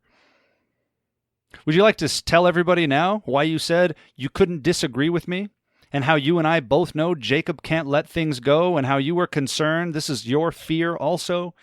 You immediately asked him, you told him, I hope you guys aren't the ones doing this. You weren't happy when Marco read it to you. Oh, so it turns out I wasn't the only one with the same concern. And yet Dave Lister, as a board member of Moriel, puts his name on a statement that says anyone claiming that anyone connected to Moriel had anything to do with this, it's nothing short of deranged. Way to condemn yourself. Shocking. You know what you didn't hear from Dave Lister? You didn't hear him say, Josh, you're bitter. You have serious personal and doctrinal issues. How dare you? You want money. All of the litany of insane, defamatory remarks Moriel has issued against me since my letter. Contrary to that, Dave Lister says, I can't disagree with you, Josh, and laughs. That was in December. Talk about long-suffering. Trying to get to the bottom of this, trying to figure out what it is. Not making an accusation without knowing for sure that it was valid, and yet knowing for certain that there was enough concern that I needed to address this right away. What's going on? There's Dave Lister. At no time, Dave Lister put his name on all of these lies. Jacob says here, Joshua's actions, he told this to Amos, Joshua's actions in sending such a hideous email to 90 people was not even rational. I didn't mind his previous email. Oh yeah? Even though I disagreed with it. But a massive circulation like this is dangerous. Translation, too many people will know my secrets. You see, Jacob and Moriel were content to dismiss it as long as it stayed within a relatively containable unit. I sent my first email to 17 people, roughly. The other brother sent his email to about 5 people. Moriel was okay with that. Jacob was okay with that or didn't mind it. The moment I sent it to 90 people, it was irrational. You know what's irrational? Everything we've just looked at. It's crazy. It's psychopathic. It's calculated. It's demonic. There's a spirit on back of it.